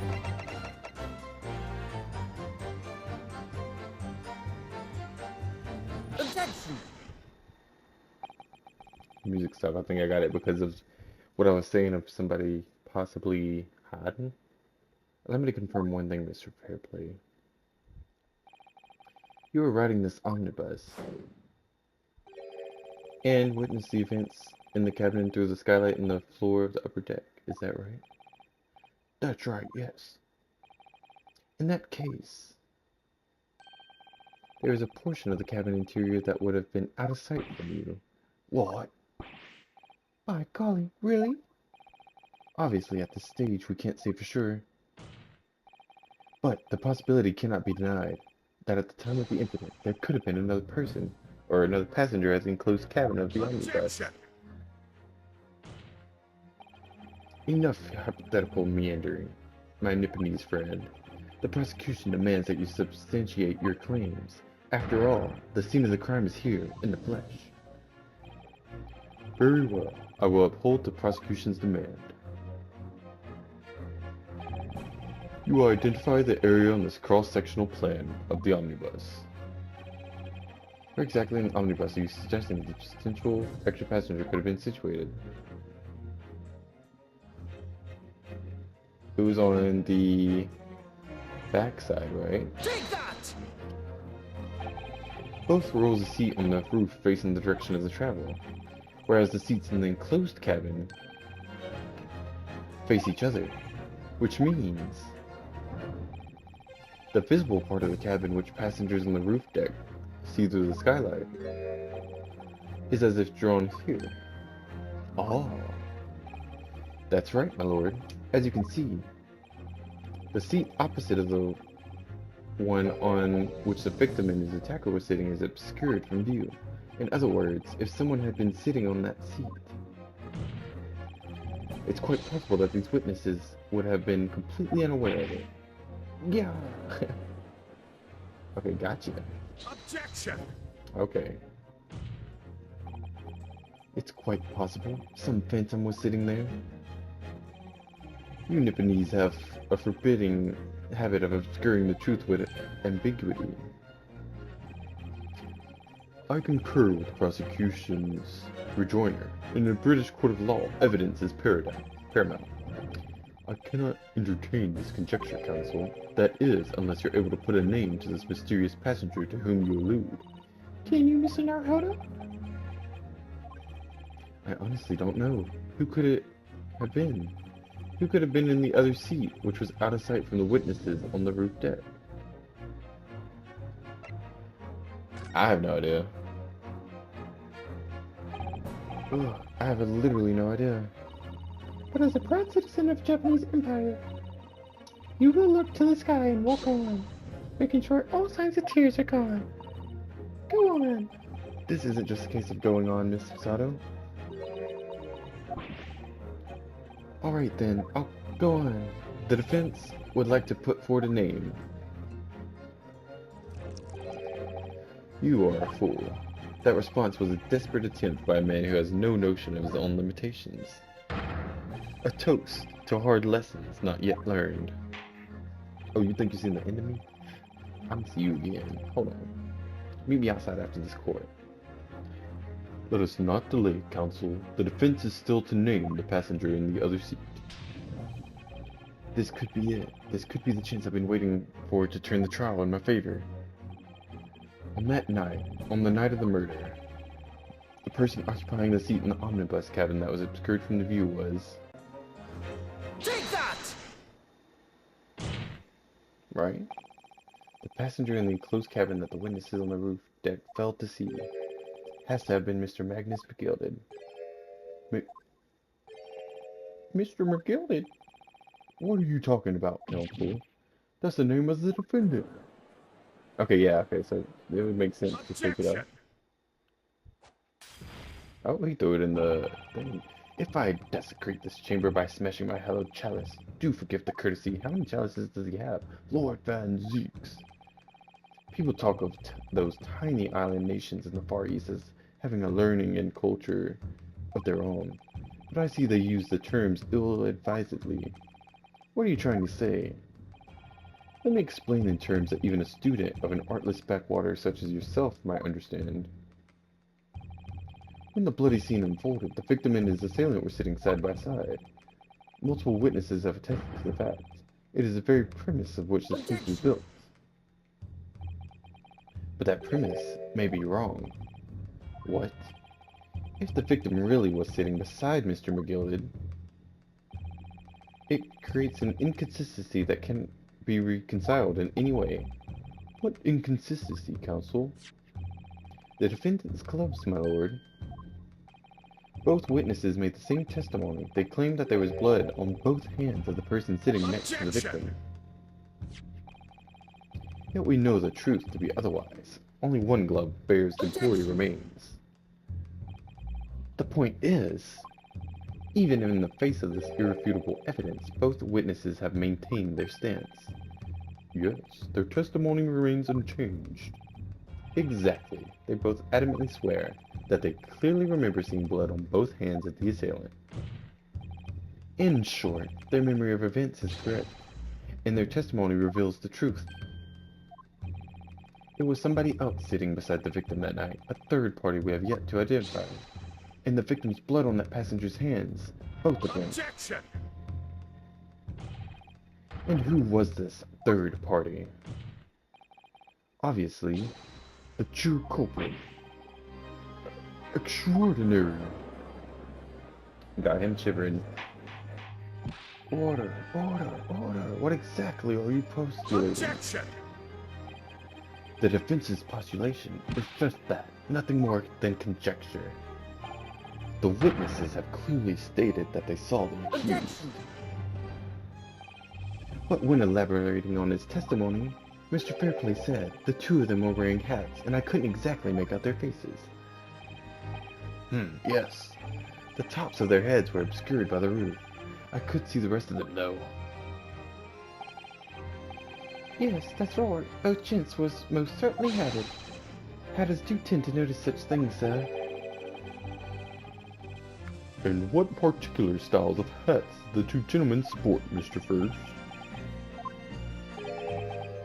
I'm afraid I don't remember. And you call yourself a hatter?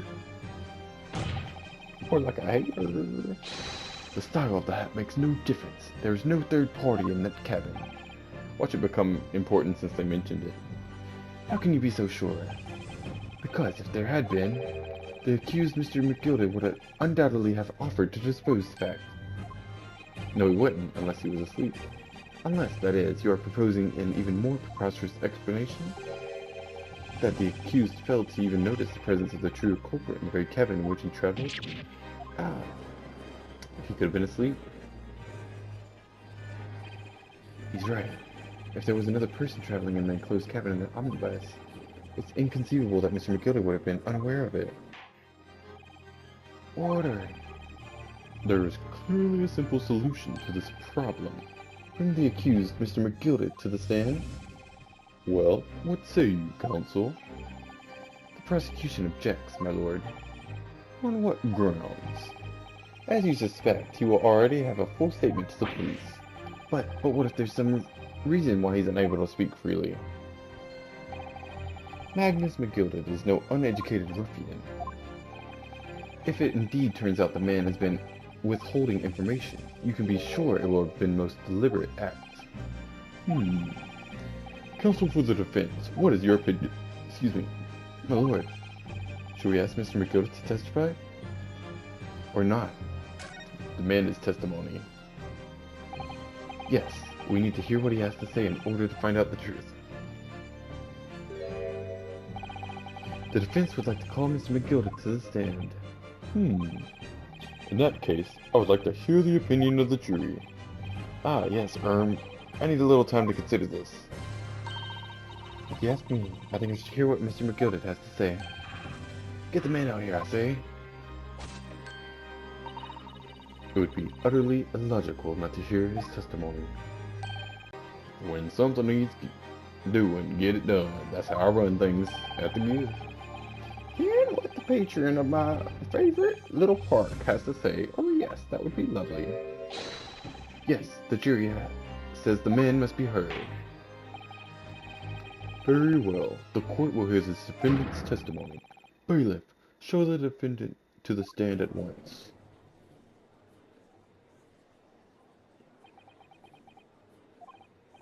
Now, maybe what actually happened that night will finally become clear.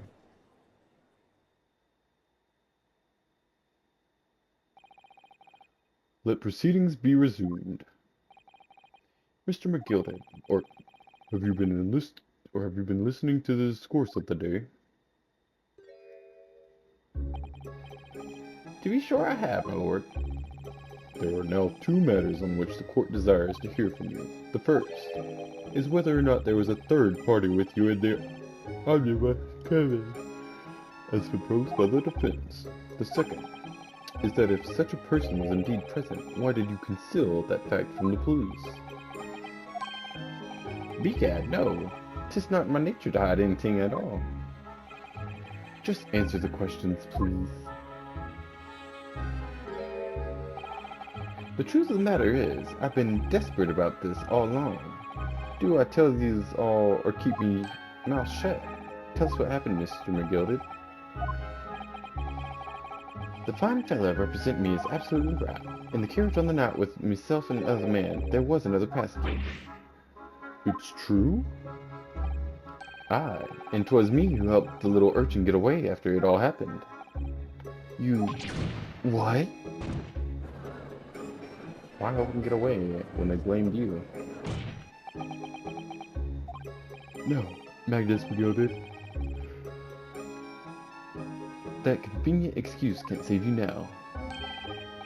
I'm truly sorry, so I am, Lord Van Zeeks. I'm sure you'll be wanting to know why I said nothing when I was taken in by the police.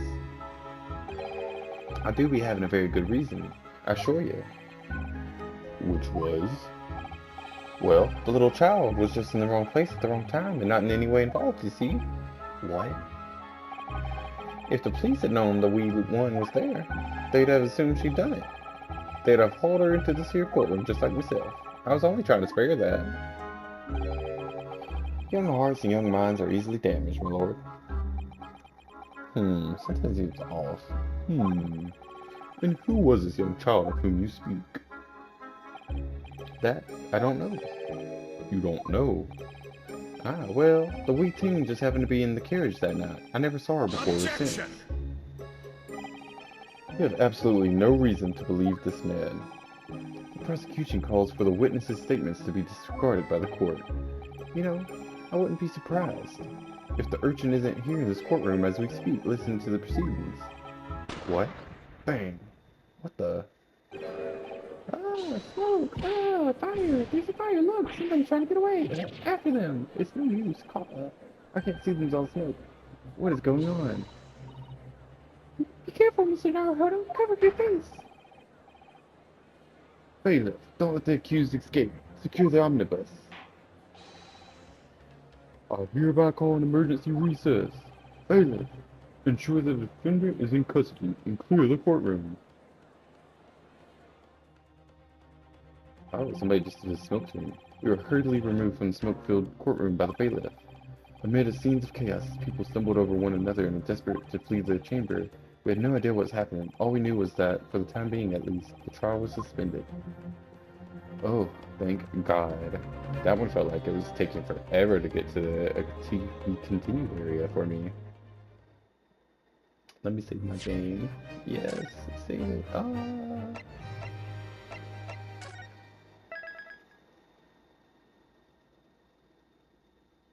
Investigation Part 1, and I made it to Trial Part 3, and that was the recess? What's after this? Oh my gosh. Well, if you like the video, subscribe for more random game content. I mostly do Overwatch, Dead by Daylight, Fortnite with people if I'm social enough. But I enjoy those games the most, and then I do other odd games that I like this. So, until next time, thanks for watching.